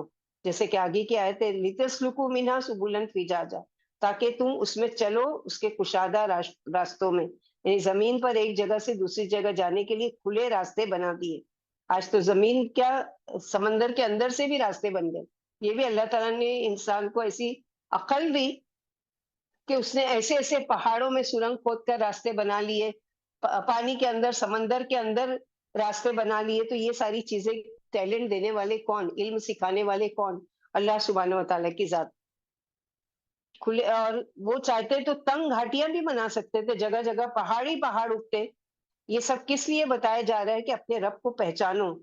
मैंने ये सब बनाया, जहाँ भी देखे कि लोग अल्लाह से दूर हैं, तो अल्लाह से मिलाने का तरीका है कि सबसे पहले उनको अल्लाह की पहचान कराएँ कि तुम जो इस ज़मीन पर चल फिर रहे हो, तो सोचो कि तुमको वजूद में लाने वाली ज़ात कौन-सी है? क्या तुम्हारे माँ-बाप? अगर माँ-बाप बच्चों को वजूद में लाने का यानी ज़रिया है, तो उनको ज़रिया बनाया किसने? अल्लाह सुब्हानहू व तआला ने। अल्लाह ताला चाहे तो बहुत से लोग ऐसे बांझ हैं जो सारे असबाब कर लेते हैं, सारी दवाइयाँ कर लेते हैं, सारा सब कुछ कर लेते हैं और नहीं होती औलाद। तो ये अगर तुमको पैदा किया तो समझो कि अल्लाह ताला ने तुम पर एहसान किया, तुम्हारे माँ-बाप पर एहसान किया कि उनको औलाद वाला बनाया, और तुम पर एहसान किया कि तुमको दुनिया में भेजा, और तुम्हारे लिए तरह-तरह की चीज़ें मुसख्खर की अल्लाह ताला ने। क्योंकि आयत नंबर 20 में जो अल्लाह ताला फरमा रहे हैं, लितस्लुकु मिन्हा सुबुलन फिजाजा। गरज ये कि अल्लाह के नबी सल्लल्लाहु अलैहि वसल्लम ने कौम के सामने अल्लाह की हमागीर कुदरत के चंद बड़े-बड़े नमूने रखे, यानी नूह अलैहिस्सलाम ने, और ये बात जताई कि जिसने तुम्हें ज़मीन और आसमान की बरकतें दी, जो तमाम दुनिया का खालिक और राज़िक, और जिसकी कुदरत के ये चंद नमूने तुम्हारे सामने हैं, क्या उसका इतना भी हक नहीं कि तुम उसी की परस्तिश करो और उसके कहने से उसके सच्चे रसूल की पैरवी करो? तुम्हारा फ़र्ज़ है कि उसी की इबादत करो और शिर्क से बचो, क्योंकि उसका कोई नज़ीर व मिस्ल और हमसर कुफू नहीं। ना उसकी शान के लायक बीवी बच्चे हैं और ना वो वजीर और मुशीर है। वो सबसे बुलंद बरतर और कुल कायनात का रब है। सुबहान अल्लाह व बिहम्दिही सुबहान अल्लाहिल अज़ीम, यानी पाक है वो तमाम उन चीजों से जिससे ये अल्लाह सुब्हानहू व तआला पर ये इल्जाम लगाते हैं। उन सारी चीजों से अल्लाह सुब्हानहू व तआला पाक है। अब अल्लाह सुब्हानहू व तआला पहले अपनी दावत के बारे में नूह अलैहिस्सलाम के ज़रिए बताया कि मैंने किस तरह से दावत की। फिर उसमें ये बताया कि अपनी कौम को मैंने इस्तिग़फ़ार की तरग़ीब दिलाई। फिर बताया कि तुम पर अल्लाह ताला कैसी-कैसी नेमतें नाज़िल करेंगे। फिर उनको बताया अल्लाह से जोड़ने का तरीका, कि उनको ये सारी चीज़ें कि किस तरह से अपनी तख़लीक़ पर गौर करो, अपने आस-पास की चीज़ों पर देखो, आसमान और ज़मीन को देखो, पहाड़ों को देखो, और ये सारी चीज़ें, सूरज चाँद को देखो। इन सारी चीज़ों में अपने रब को तलाश करो कि क्या कोई है जो अल्लाह सुब्हानहू व तआला के अलावा इन चीज़ों को वो कर सके। उसके बाद अब अल्लाह ताला से शिकवा कर रहे हैं, बद्दुआ कर रहे हैं अपनी कौम के खिलाफ, क्योंकि सारी हुज्जत पूरी हो चुकी। اب اللہ تعالیٰ کا حکم آتا ہے کہ اب ان کے خلاف کیا کیجیے، بد دعا کیجیے. قال نوح ربی انہم عصونی واتبعوا من لم یزدہ مالہ وولدہ الا خسارا. نوح علیہ السلام نے کہا اے میرے رب، انہوں نے میری نافرمانی کی، میری بات نہیں مانی اور پیچھے لگ گئے ان رئیسوں کے جو مال اور اولاد پا کر اور زیادہ بھٹک چکے تھے، نامراد تھے. یہ تھی قوم نوح کے قوم سمود کی بیماری. رسول صلی اللہ علیہ وسلم کو رسولوں کو اہمیت نہیں دیتے تھے، بلکہ اپنے قوم کے بڑوں کی پیروی کرتے تھے جو دنیا پرست تھے اور دین کے معاملے میں زیادہ تکبر کا شکار تھے، اور اسی وجہ سے وہ خسارے میں پڑے رہے اور اللہ کے عذاب کے مستحق ٹھہرے. یہاں پر رک کر ہم اپنا جائزہ لیں کہ ایک دعوت نامہ مل رہا ہے دنیاوی دعوت کا، جس میں مزے مزے کے کھانے مل رہے ہیں، اور ایک دعوت نامہ ہم کو ملتا ہے کہ روحانی غذا کا، جہاں دل کی تسکین کا سامان ہے. کس طرف ہمارا دل مائل ہوتا ہے. یہاں پر اللہ سبحانہ وتعالیٰ یہ ہے کہ ان لوگوں کو میں نے روحانی ان کی غذا کا انتظام کیا اور ان کی روح کا علاج کے لیے ان کو بلایا اللہ کی طرف، لیکن بجائے یہ میری بات ماننے کے اور کیا اور نافرمانی. اے میرے رب، آپ کو معلوم ہے کہ میں نے قوم کو ہر طرح سے سمجھا دیا، نعمتوں کو بھی یاد دلا کر اور عذابوں سے بھی ڈرا کر، لیکن ان کی نافرمانی تکذیب بڑھتی ہی رہی. یہ دنیا والوں کی ہاں ملاتے رہے، یہ اپنے اپنے بڑے بڑے لیڈروں کی پیروی کرتے رہے اور ان کی ہی یعنی فالو کرتے کرتے یہ لوگ میری نافرمانی میں اس قدر آگے بڑھ گئے ہیں کہ ان لوگوں نے مجھے جھٹلا دیا اور میری کوئی پرواہ نہیں کی اور رسول کی تکذیب کی. یہ دنیا والوں اور جو اللہ کے عذاب سے غافل اور مال و اولاد کی مستی میں چور تھے. یعنی اللہ تعالیٰ اگر آپ نے ان کو مال اور اولاد دی تھی تو پلٹ کے کیا ہونا چاہیے ان کو کہ اللہ کی طرف رجوع کرنا چاہیے تھا، اللہ کا شکر بجا لانا چاہیے تھا کہ اللہ تعالیٰ نے ہم کو دیا ہے، اللہ کے فضل و کرم سے ہم کو مال اور اولاد ملی ہے. حالانکہ نافرمانیوں کے ساتھ مال و اولاد کی کثرت بطور استدراج کے تھی. یعنی اگر نافرمانی ہو رہی ہے، اللہ تعالیٰ کے ساتھ شرک کیا جا رہا ہے، کفر کیا جا رہا ہے، گناہ پر گناہ انسان کر رہا ہے، اس کے باوجود بھی ان پر دنیا کھلی ہوئی ہے، تو سمجھو کہ یہ ڈھیل ہے ان کے لیے. مگر وہ اسے تیری رضا اور اپنی عزت کی نشانی پر معمول کرنی. یعنی ان لوگوں نے اس سے بھی سبق نہیں سیکھا کہ ہماری اتنی نافرمانی کے باوجود بھی ہم پر دنیا آسان کر دی اللہ تعالیٰ نے، تو اس کو کیا سمجھا کہ ہم ہمارے لیے یعنی اللہ تعالیٰ خوش ہے ہم سے، تبھی تو اللہ تعالیٰ نے ہم پر اس طرح کی. ان کے روسا نے انہیں سخت دھوکے میں رکھا اور انہیں سمجھا دیا کہ ہم حق پر ہے، اللہ ہم سے خوش ہے، جبھی تو اس نے ہمیں اپنی ان بے شمار نعمتوں سے سرفراز فرمایا.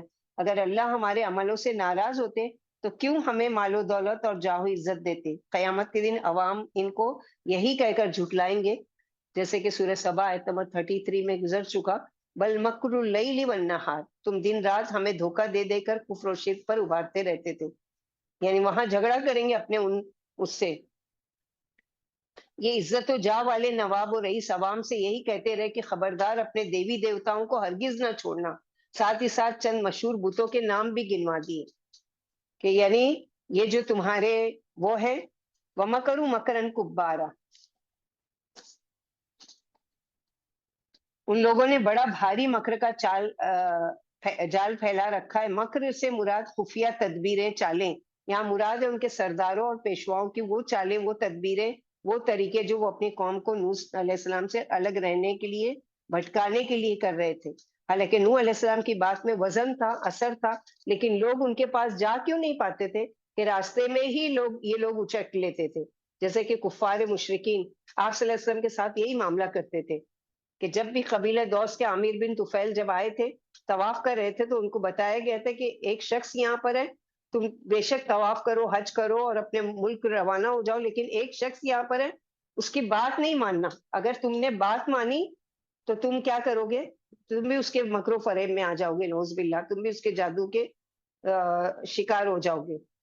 تو عمرو بن طفیل جو وہ کہتے ہیں کہ میں نے 2 دن 3 دن تو سنا، انگلیاں ڈالے رکھا طواف کے دوران کہ میں نہیں سنوں، لیکن پھر ایک دن میرے کان میں جب یہ آواز آئی تو میں نے غور سے سنا تو یہی کہا کہ واقعی یہ کسی ساحر کا کلام نہیں ہو سکتا ہے. اور اللہ کے نبی صلی اللہ علیہ وسلم کے پاس گیا اور اللہ کے نبی صلی اللہ علیہ وسلم کے ہاتھ پر بیعت کر کے میں ایمان لے آیا. تو تکبر کیا تھا؟ تو وسد عن سبیل، جیسے قرآن میں کہا جاتا ہے کہ روکتے ہیں لوگوں کو اللہ کے راستے سے. تو روکتے بھی تھے، جانے بھی نہیں دیتے تھے نبی کے پاس، اور بھڑکاتے بھی تھے. کیا بھڑکاتے تھے؟ وقالوا لا تذرن آلہتکم ولا تذرن ودا ولا سواعا، کہ اور انہوں نے کہا اپنے الہوں کو کبھی مت چھوڑنا، ود کو نہ چھوڑنا، سوا کو، یغوث کو، نصر کو نہ چھوڑنا۔ یہ کون تھے؟ یہ پانچوں نوح علیہ السلام کی قوم کے نیک لوگ تھے۔ یعنی یہاں پر جو بتایا جا رہا ہے کہ ابن عباس کہتے ہیں عربوں نے قوم نوح کے بتوں کی پرستش کی، دومت الجندل میں، کلب کا بت ود، حزیل کا سوا، سبا کے پاس جزب، جرف میں مراد کا، پھر بنو قطیف کا یغوث، اور ہمدان کا یعوق، اور خمیر اور آل ذل کلا کا نسل تھا۔ یہ قوم نوح کے بزرگوں کے نام تھے۔ جب یہ مر گئے تو شیطان نے ان کے ماننے والوں کے دلوں میں یہ خیال ڈالا کہ ان کی قیام گاہوں پر کچھ نشانیاں بنا دو اور انہیں انہی کے نام سے پکارو۔ آخر ایسا ہی کیا گیا، مگر جب تک یہ زندہ رہے ان کی پرستش نہیں ہوئی۔ پھر جب یہ مر گئے اور علم ختم ہوا تو پرستش ہونے لگی۔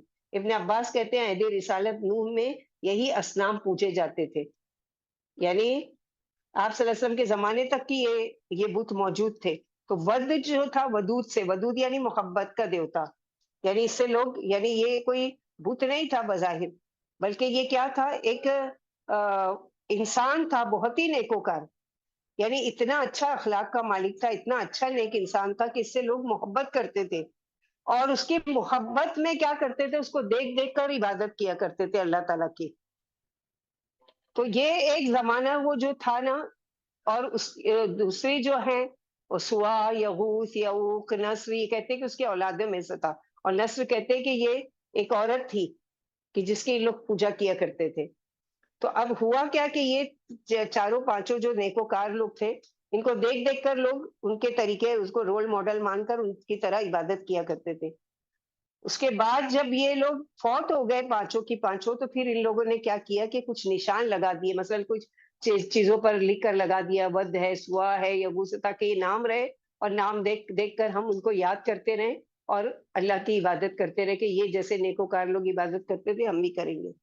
اس کے بعد تیسری چوتھی جنریشن میں شیطان نے کیا کیا کہ آہستہ آہستہ جب یہ ہو گیا تو ان لوگوں کو وسوسہ ڈالا کہ چونکہ تمہارے یہ نیکوکار لوگ تھے اور ان کو دیکھ دیکھ کر تمہارے بڑے جو تھے باپ دادا وہ اللہ کی عبادت کرتے تھے، تو تم کیا کرو، ایک اس کی شکل بنا دو ان کے ناموں کی، تاکہ یہ تم بھولو نہیں اور تمہاری آگے کی نسلیں بھولے نہیں، یہ تو ان پانچوں کا تو نام و نشان مٹ جائے گا اس طرح سے، کب تک نام لکھا ہوا رکھو گے، تو ایک شکل بنا دو۔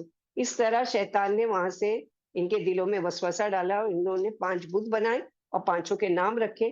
اب جب بھی شرک نہیں ہو رہا تھا، کیونکہ وہ جانتے تھے کہ یہ نیکوکار ہے، ان کا ماڈل بنا دیے گئے، لیکن اس کے بعد کے جنریشن جو آئی ان لوگوں نے یہ سمجھا کہ چونکہ یہ بت ہے اور ہمارے باپ دادا ان کی ہی پوجا کیا کرتے تھے، لہٰذا وہاں سے شرک شروع ہوا، اور اسی شرک کو دور کرنے کے لیے اللہ سبحانہ و تعالیٰ نے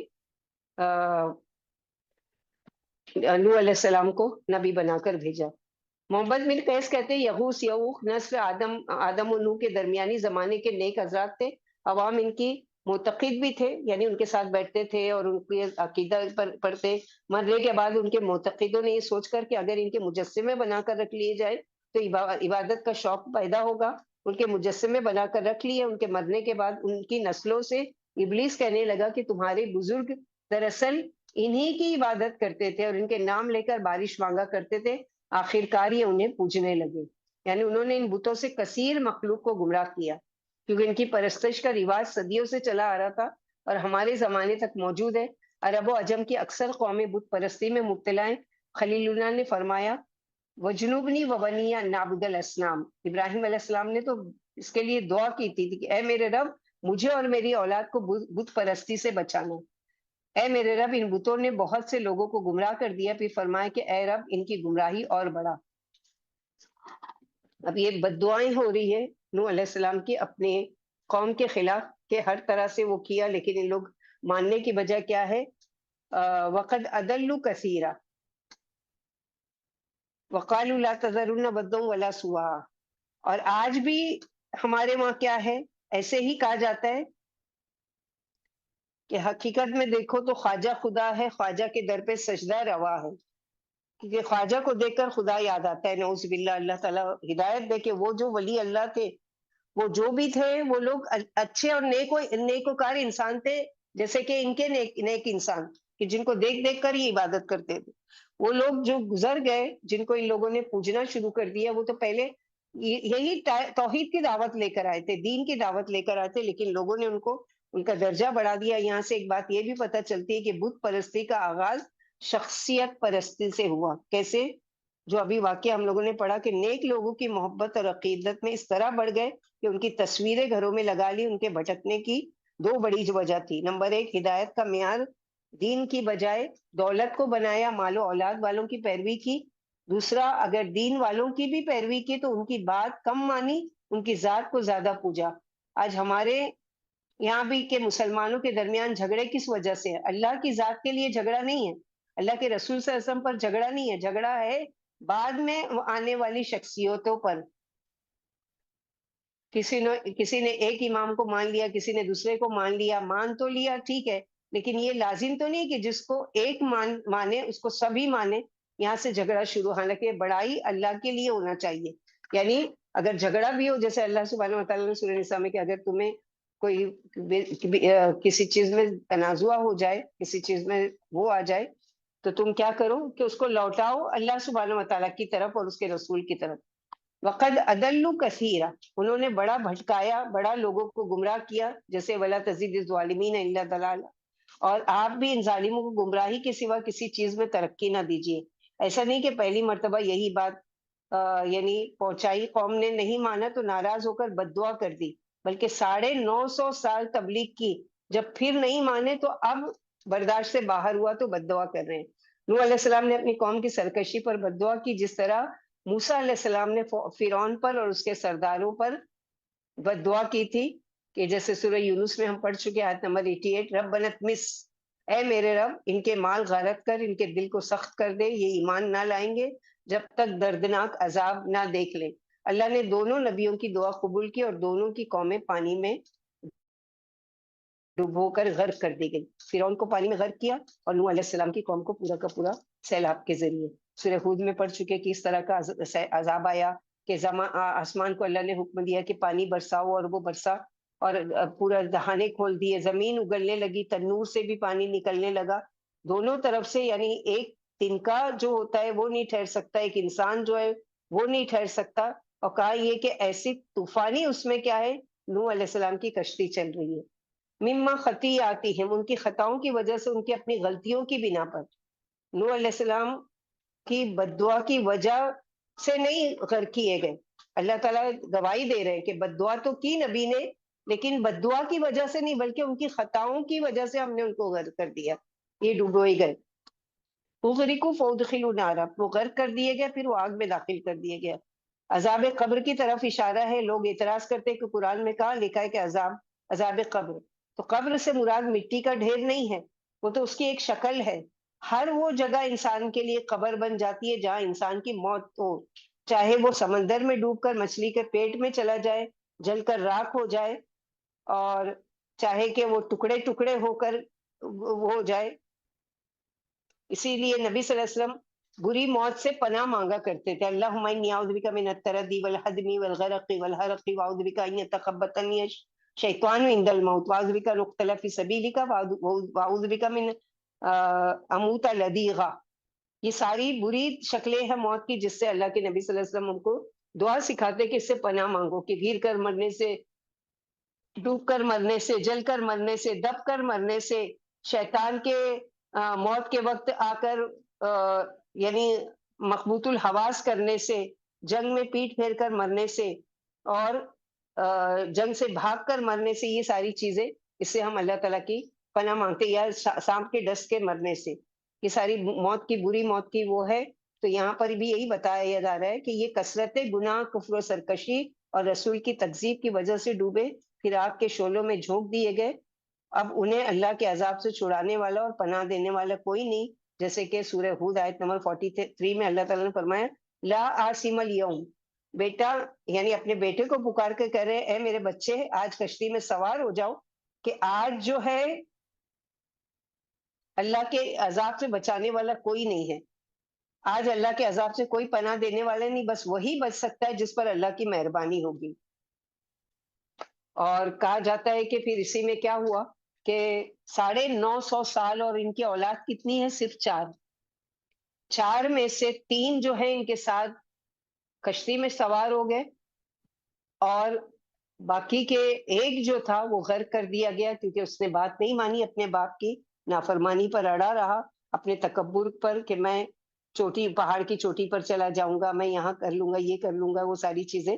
لیکن اللہ تعالیٰ نے اس کو بھی نوح علیہ السلام کے آنکھوں کے سامنے غرق کر دیا۔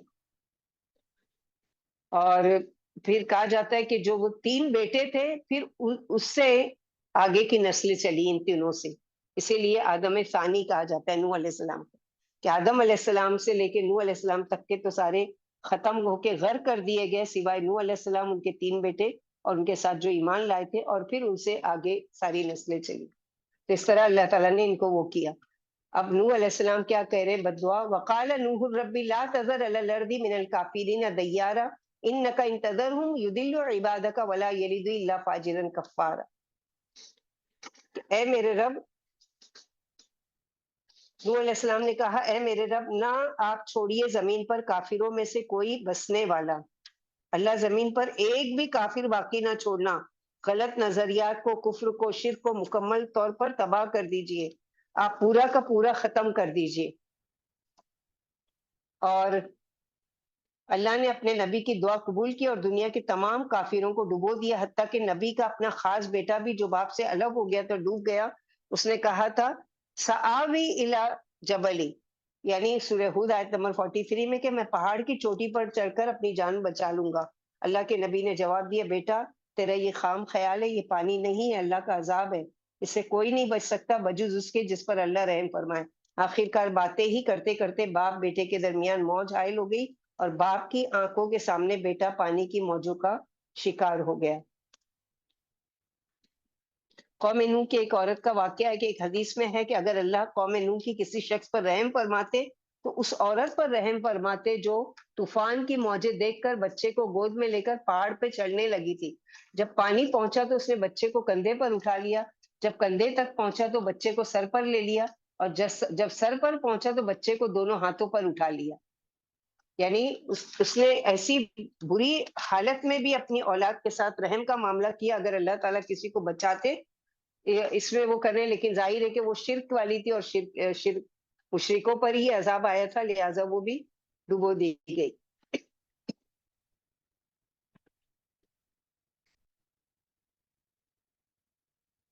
اور طوفان نوح سے کشتی والے بچ گئے، اللہ نے اس تباہ کن طوفان سے کشتی والوں کو بچا لیا جو حضرت نوح علیہ السلام پر ایمان لے آئے تھے۔ یہ وہ تھے جن کے بارے میں اللہ تعالیٰ نے حضرت نوح علیہ السلام کو حکم فرمایا تھا کہ انہیں بھی اپنے ساتھ کشتی میں سوار کر لو۔ بہت ڈیٹیل میں ہم لوگ بہت ساری صورتوں میں پڑھ چکے ہیں۔ فلم یجدوا لهم من دون اللہ انصارا، پھر انہوں نے اللہ سے بچانے کے لیے اپنے لیے کوئی مددگار نہیں پایا، کوئی بڑے جن کو وہ پکارا کرتے تھے وہ ان کے کچھ بھی کام نہیں آئے، اور اللہ تعالیٰ نے اسی طرح پوری کی پوری قوم کو تباہ و برباد کر دیا۔ انک ان تذرہم یضلوا عبادک ولا یلدوا الا فاجرا کفارا، کیونکہ اگر آپ ان کو چھوڑ دیں گے، ایک بھی اگر بچا تو وہ پھر تیرے بندوں کو گمراہ کریں گے، اور ان کی نسل سے جو بھی پیدا ہوگا وہ بدکار اور سخت کافر ہی پیدا ہوگا، یعنی ان کے بچے بھی کافر ہی ہوتے چلے جائیں گے۔ اس طرح سے اللہ سبحانہ و تعالیٰ نے دعا قبول کی نوح علیہ السلام کی، اور تمام مشرکوں کو غرق کر دیا، لیکن پھر بھی شرک باقی رہا، اور یہ اللہ کے اذن سے کہ آج بھی جو کچھ بھی ہو رہا ہے وہ، جیسے کہ بعد میں بھی لوگوں نے پتھروں کی پوجا کی، آج بھی پوجا کی جا رہی ہے۔ رب اغفر لی ولی والدی ولمن دخل بیتی مؤمنا والمؤمنین والمؤمنات، اے میرے رب مجھ کو بخش دے، یعنی پہلے اپنے قوم کے خلاف بد دعا کی ان کے ستانے پر، لیکن بخشش کس کے لیے؟ اے میرے رب مجھ کو بخش دیجئے، سب سے پہلے اپنی بخشش کی دعا، پھر اپنے والدین کے لیے، اور کس کے لیے؟ ولیمن دخل بیتی مؤمنا والمؤمنین والمؤمنات، اور جو کوئی داخل ہو میرے گھر میں، یعنی اس کشتی میں میرے ساتھ جو بھی سوار ہو جائے مومن مردوں میں سے اور مومنات اور عورتوں میں سے، اللہ ان سب کو بھی بخش دینا۔ ولا تزید الظالمین الا تبارا، اور کافروں کو نہ بڑھا سوائے کہ ہلاکت، کافروں کے لیے بد دعا، مومنوں کے لیے دعا۔ تو یہاں پر جو کہہ رہے ہیں کہ جو میرے گھر میں آئے یعنی میری مسجد میں آ جائے، یعنی میری کشتی میں سوار ہو جائے، آیت کے ظاہری عام معنی لینے میں بھی کوئی حرج نہیں ہے۔ ہو سکتا ہے کہ آپ نے ہر اس شخص کے لیے دعا کی ہو جو حالت ایمان میں آپ کے گھر میں آئے۔ نبی صلی اللہ علیہ وسلم نے فرمایا مومن ہی کی صحبت اختیار کرو اور تمہارا کھانا متقی ہی کھائیں۔ نوح علیہ السلام نے تمام مومنوں کے حق میں دعا فرمائی، خواہ وہ زندہ ہو یا مردہ ہو۔ اس لیے اس قسم کی دعا میں نوح علیہ السلام کی ابتدا کرنا مستحب ہے تاکہ ان آثار پر بھی عمل ہو جائے جو اس بارے میں آئے ہیں۔ پھر فرمایا اے میرے رب انہیں اور بھی زیادہ سنگدل بنا کر انہیں ایمان نصیب نہ ہوتا کہ دنیا اور آخرت دونوں جہانوں میں برباد ہی برباد ہو کر رہے۔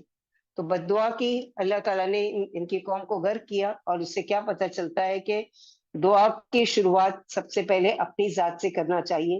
رب اغفر لی ولی والدیہ، جیسے ابراہیم علیہ السلام نماز پڑھنے کے لیے اپنے لیے کیا دعا، رب اجعلنی مقیم الصلاۃ ومن ذریتی ربنا وتقبل دعا، ویسے ہی یہاں کیا ہے، رب اغفر لی ولی والدیہ، تو اپنے لیے، اپنے قریبی جو سب سے زیادہ معتبر ہے، جو سب سے زیادہ اکرام والے ہیں ماں باپ، ان کے لیے دعا، پھر اپنی اولاد کے لیے دعا، اور پھر اس کے بعد تمام مومن مومنات کے لیے دعا۔ تو دعا جو ہے مومن کا ہتھیار ہے، اور ماں باپ کو عذاب قبر سے بچانے کا ذریعہ ہے، ان کے درجات کو بلند کرنے کا ذریعہ ہے۔ تو ہمارے دعاؤں میں ہر نماز کے بعد یا نماز کے تشہد کی دعاؤں میں یہ دعائیں ہونا چاہیے، رب ارحمہما کما ربیانی صغیرا، اللہم اغفر لہم ورحمہم، اپنے والدین کے لیے، کیونکہ والدین جو ہے وہ ان کا بہت احسان ہے، چاہے کہ وہ دنیا کے سب سے برے ماں باپ کیوں نہ ہو۔ جیسے ہوتے ہیں نا بعض بچوں کو شکایت ہوتی ہے ہمارے ماں باپ نے ہمارے لیے کیا ہی کیا ہے، حالانکہ یہ نہیں کہنا چاہیے۔ کیا کیا ہے، تم کو دنیا میں لانے کا سبب بنے، ذریعہ بنے، ایک اللہ تعالیٰ نے ان کو ذریعہ بنائی، یہ سب سے بڑی نعمت ہے جس سے تم منہ موڑے ہوئے ہو۔ اگر وہ نہیں لاتے، وہ تم کو ابورٹ کر دیتے یا تم کو لانے کے میں کوئی رکاوٹ کر دیتے تو تم آج دنیا میں موجود ہوتے۔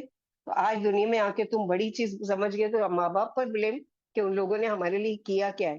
تو ایسی اولاد کیا کبھی دعا کرے گی اپنے ماں باپ کے لیے کہ جو ماں باپ کو قصوروار ٹھہراتی ہے کہ ان لوگوں نے ہمارے لیے کیا کیا، یا اور بڑھ کر کیا کہتے، اگر ہم کو پالا پوسا تو کیا احسان کیا؟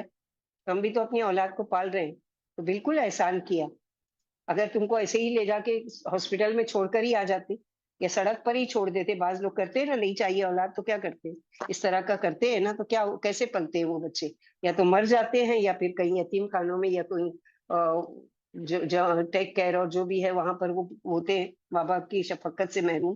تو یہ بڑی نعمت ہے ماں باپ کے کا ملنا، کہ ان کے لیے دعا، ان کے حق میں دعا، کیونکہ اس کی وجہ سے کیا ہے کہ یا تو ان کے اوپر سے اگر کسی وجہ سے اللہ کے وہاں ان کی پکڑ ہو گئی ہے تو اس سے محفوظ ہو جاتے ہیں، اس سے بچا لیے جاتے ہیں، اور یا تو پھر یہ ہے کہ ان کے درجات جو نیچے ہیں اس کو بڑھا کر اللہ تعالیٰ اونچے درجے پر کر دیتے ہیں، کہ اعمال تو اب ان کے کلوز ہو چکے ہیں، وہ کچھ نہیں کر سکتے، لیکن اولاد جو پیچھے ان کے حق میں دعا کر رہی ہے، اب اس کی وجہ سے وہ کیا کر رہے ہیں، ان کے درجات کے پوچھتے ہیں وہ کہ اچانک ہمارے اعمال، تو ہم ایسے کچھ بھی نہیں کر رہے کہ ہمارے درجے، تو بتایا جاتا ہے کہ تمہارے پیچھے تمہاری اولاد تمہارے حق میں دعا کر رہی ہے۔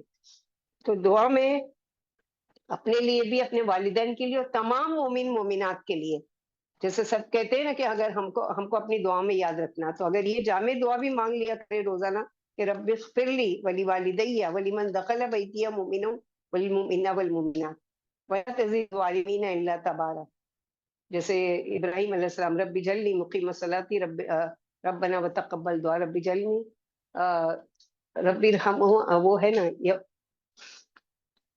یوم یقوم الحساب، یعنی حساب کے دن اللہ تمام مومن مومنات کو بخش دیجیے جس دن حساب کا دن آنے والا ہے۔ اللہ سبحانہ و تعالیٰ سے دعا ہے کہ اللہ تعالیٰ ہم لوگوں کو کہنے سننے سے زیادہ عمل کی توفیق عطا فرمائے۔ اللہ تعالیٰ ہم کو بھی دین کے دائی اور مبلغ بنائے اس طرح سے کہ اگر راستے میں کوئی رکاوٹ اور تکلیف اور پریشانی آئے تو اس پہ جزا فضا کی بجائے کیا کرے، صبر سے کام لے اور اللہ تعالیٰ اس کی مدد کی امید رکھے، اور یہ کام خالص اللہ تعالیٰ کے لیے کرے، نہ واہوائی کے لیے، نہ شہرت کے لیے، نہ کسی اور وجہ سے۔ یہاں پر کہہ رہے ہیں جیسے کہ نوح علیہ السلام بھی کہ یا اللہ میں نے ان کو اس طرح سے کیا، بدلے میں ان سے کچھ بھی نہیں چاہا کہ مجھے بدلے میں یہ مجھے کچھ دیں یا میری دنیاوی کوئی فائدہ پہنچا، بس میری بات مان لے کہ اللہ کی عبادت کرے، اللہ کا تقویٰ کرے اور میری اطاعت کرے۔ تو یہ چیز اگر کوئی اگر ہم میں سے کوئی دعویٰ کا کام کرنا چاہتا ہے اور کرنا ہے، ایسا نہیں کہ کوئی ایک کر لے تو کافی ہے، سب پر فرض ہے کہ لوگوں کو خیر کی طرف بلانا، خیر کے کنتم خیر امۃ اخرجت للناس تأمرون بالمعروف وتنہون عن المنکر، تو ہر ایک پر ذمہ داری ہے امت محمدیہ پر.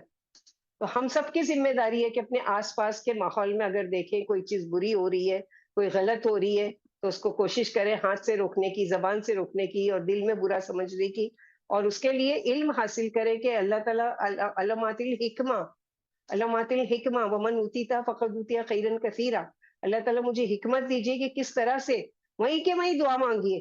اگر کوئی آپ آس پاس کہیں ہیں اور ایسی جگہ جہاں اللہ کی کلم کلا نافرمانی ہو رہی ہے اور آپ کو ڈر ہے کہ میں اگر کچھ کہوں گی یہاں پر تو اس کو برا لگے گا یا فساد ہو جائے گا، یہ ہوگا، اللہ سے دعا مانگے کہ اللہ تعالیٰ مجھے حکمت دیجیے کہ میں کیسے ان کو سمجھاؤں، کیسے ان کو بتاؤں، کیونکہ یہ میں نے اپنی آنکھ سے دیکھ لیا، میں تو یہ کام نہیں کر رہی ہوں، لیکن یہ میری ذمہ داری ہے کہ میں ان کو روکوں، نہیں تو کل کو اللہ کے وہاں یہ بات میرے لیے حجت بنے گی کہ مجھے اللہ تعالیٰ پوچھیں گے کہ تم وہاں موجود تھے اور تم نے لوگوں کو نہیں بتایا تھا، جبکہ تم کو اس چیز کا علم تھا کہ یہ کام میری رضا کے خلاف ہو رہا ہے، یہ کام میری مرضی کے خلاف ہو رہا ہے اور تم نے کوشش نہیں کی تھی اس کو روکنے کی.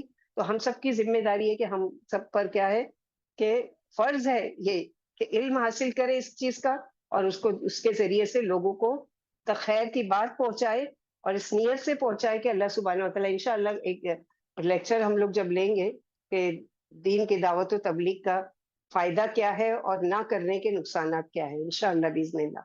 ربنا تقبل منا انك انت السميع العليم وتب علينا انك انت التواب الرحيم. سبحان ربك رب العزة عما يصفون وسلام على المرسلين بحمدك أشهد أن لا إله إلا أنت أستغفرك وأتوب إليك. السلام علیکم ورحمۃ اللہ وبرکاتہ. وعلیکم السلام.